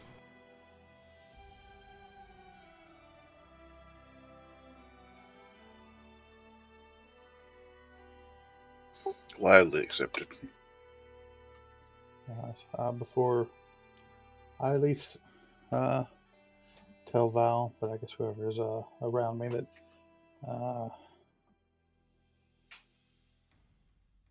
that guy replied back. They must be stopped. We cannot come to aid anytime soon. Succeed at all cost. So we know what we got to do.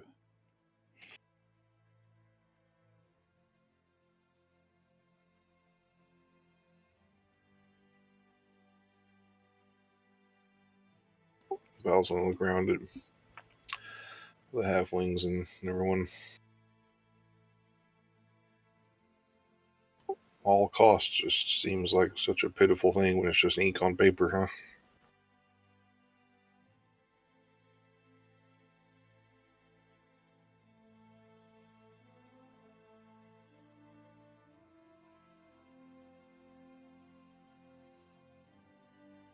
Get some rest. Yeah, I'm just kind of looking at the map. I'm just kind of like all these different places. Nah, look up at Val. Yeah. Tomorrow's just barely the beginning.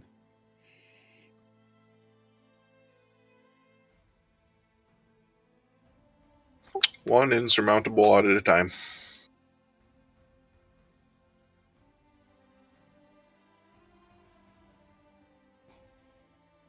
You more hear Emmy. She's been tinkering and listening and tinkering and trying to stay awake, and eventually you just hear all of her tools just kind of crash together. All the metal bits hit each other. She slumps into the corner and falls asleep.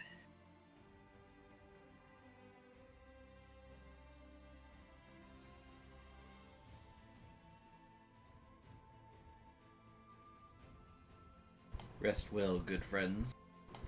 You did a good deed today. And someday, perhaps you will learn to embrace the teachings of Lord Lumo, and you will have the constitution to carry on as I have. But for now, rest. Just rest.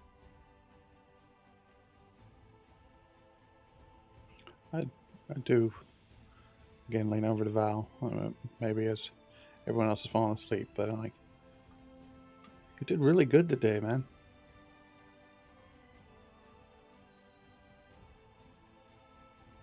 Did I now?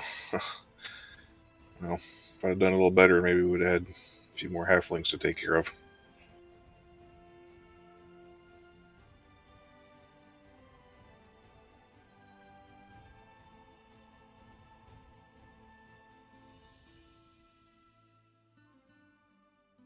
Yeah, we've got what we've got. It's a good day, I suppose. All things considered.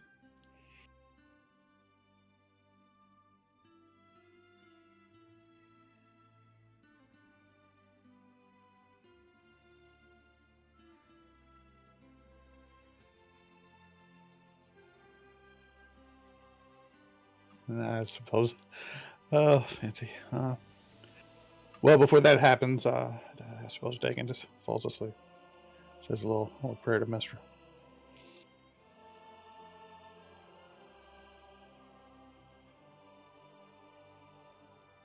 Still don't know how to blow up a portal.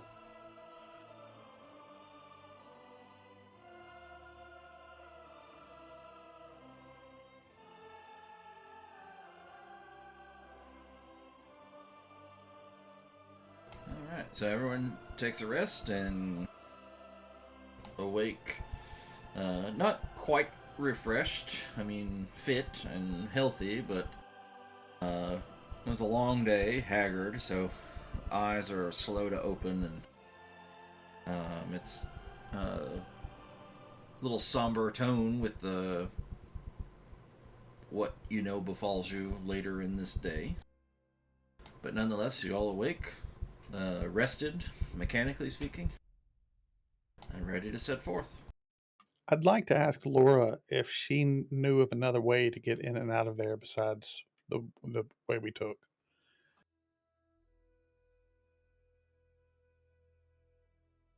Through that hall that we came out of, is that the way you took? Yeah. That's the only way I know. I was apprehended, we shall say, going in through that way.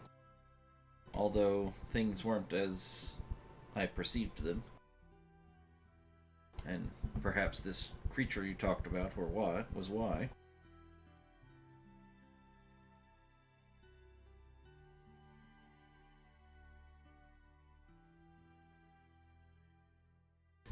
I will blame it on this creature as to perhaps why they were able to apprehend me. It wouldn't be natural for them to have done so otherwise. There is no doubt in that, Laura. No doubt. But we need to be off. Let's get going. Wake, wake, wake, wake the party.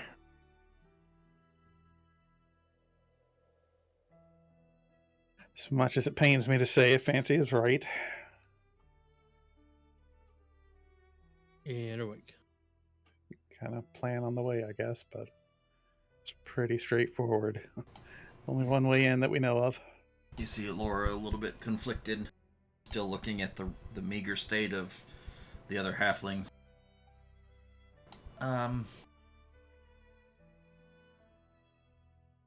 It wouldn't be good to leave these to the element while trying to save the others. To lose them, to lose these, to save others, probably not the best. Perhaps this would be where my calling is best served. So we get out, we meet back here again. Is that the plan? I try to reassure her that everything's going to be fine, that this party is much better than Armoros makes it look. And we're ready. Then he smacks Armoros on the butt again as he heads out the way back into the desert. Thaddeus, protect them. Save them.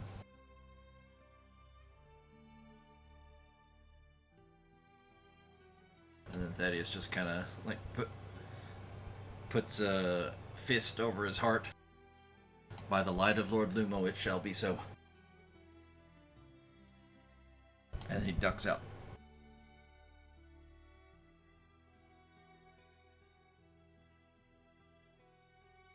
And Laura stays behind. And we all make the trek back to the ruins. Is that the... Yes. By direct route as we can? Yeah. Makes fair sense. And Thaddeus says, "Worry not, I know the way." And takes off.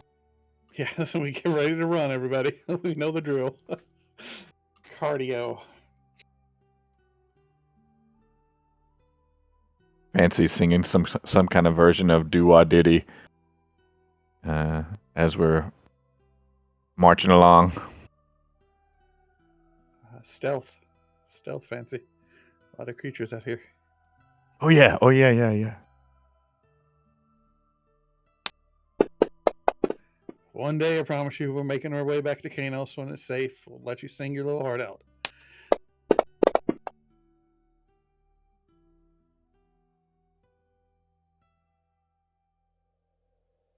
All right, we make it back to the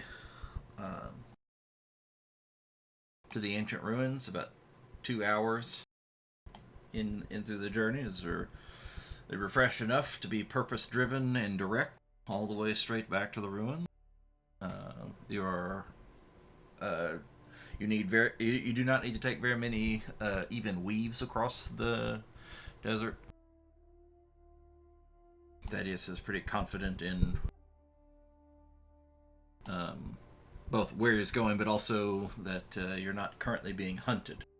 As he runs off ahead and checks around, as Laura often did, and coming back to note that things look clear ahead.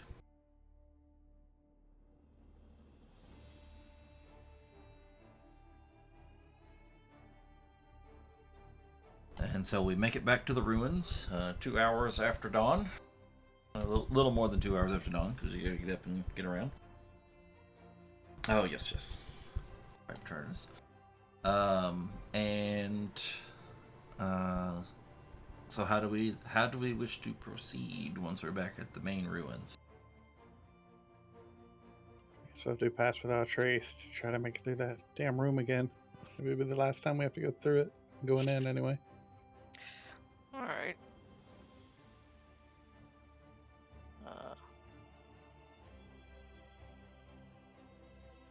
Pass without trace. Before we go through, do we want to send a spider or something through? Just to see if anything's waiting for us?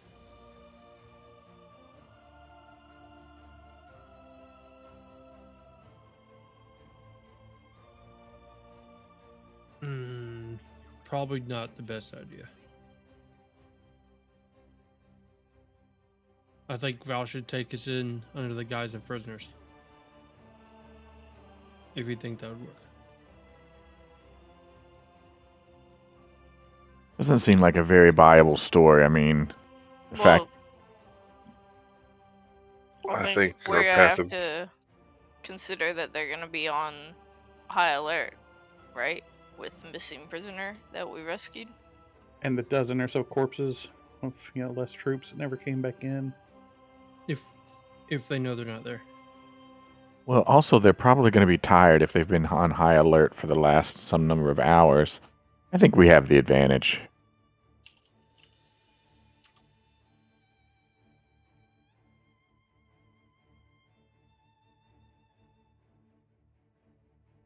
I would venture to say that my skill and ability in deception is running scores here. They will be prepared.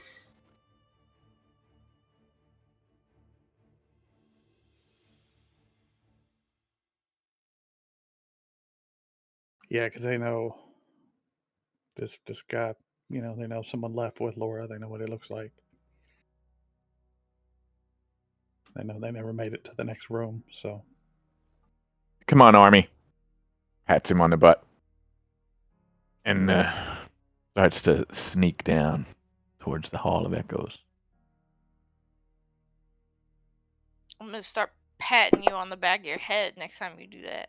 Oh man, I did not roll well. Such confidence. Did you add the pass without a trace 10? I did, but I rolled a 1, Oh. so it doesn't really matter.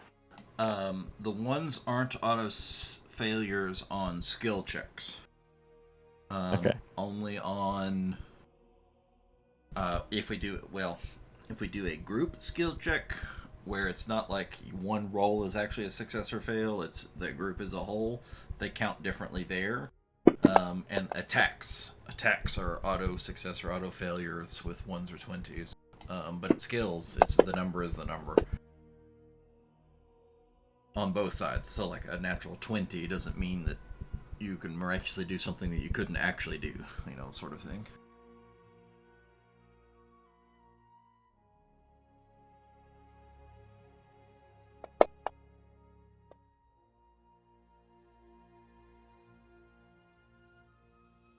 Okay. That is very stealthy, Val.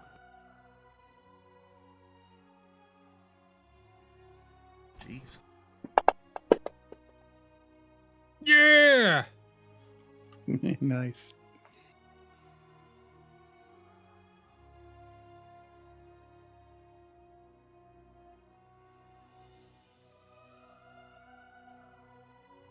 Alright, we make it through the Hall of Echoes unmolested, unencumbered by the reverberations.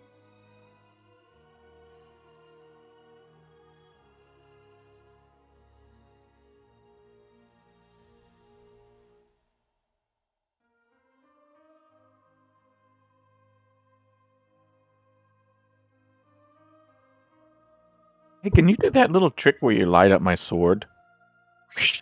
Yes, cantrip, but do that.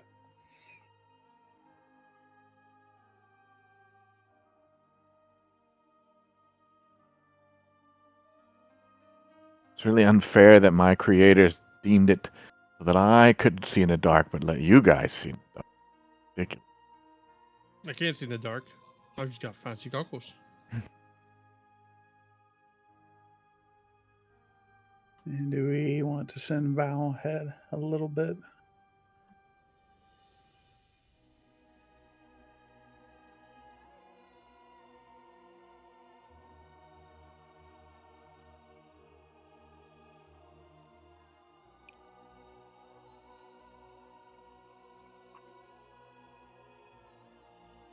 Okay, so we make it down into the ancient ruins. Yeah. So what is? How are we proceeding? Before I say we move or anything just yet. Yeah, there's plenty of rooms and stuff around here. We can kind of dive in and out, and maybe send Val just scout slightly ahead. Ooh, actually. When you all enter the main chamber, roll a set of perception checks. Perception.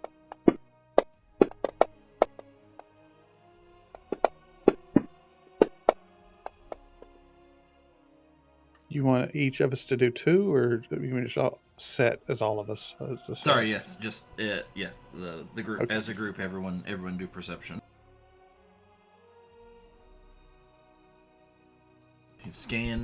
Your scan of the immediate interior shows no sign of anyone at the moment.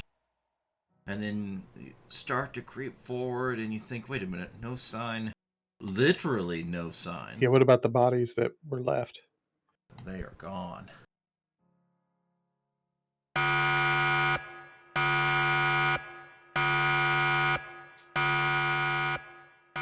As soon as you enter the chamber, an alarm spell goes off and visages spring from the shadows. And that's where we're going to stop today. Remember, we got a lot of rooms. We got a lot of places we can duck in for Yeah, that's true, that's concealment and true. whatnot. Let's not all stand in the middle if we can get away with it. And now I'll have to say that in a week or two because I won't even remember I said it now.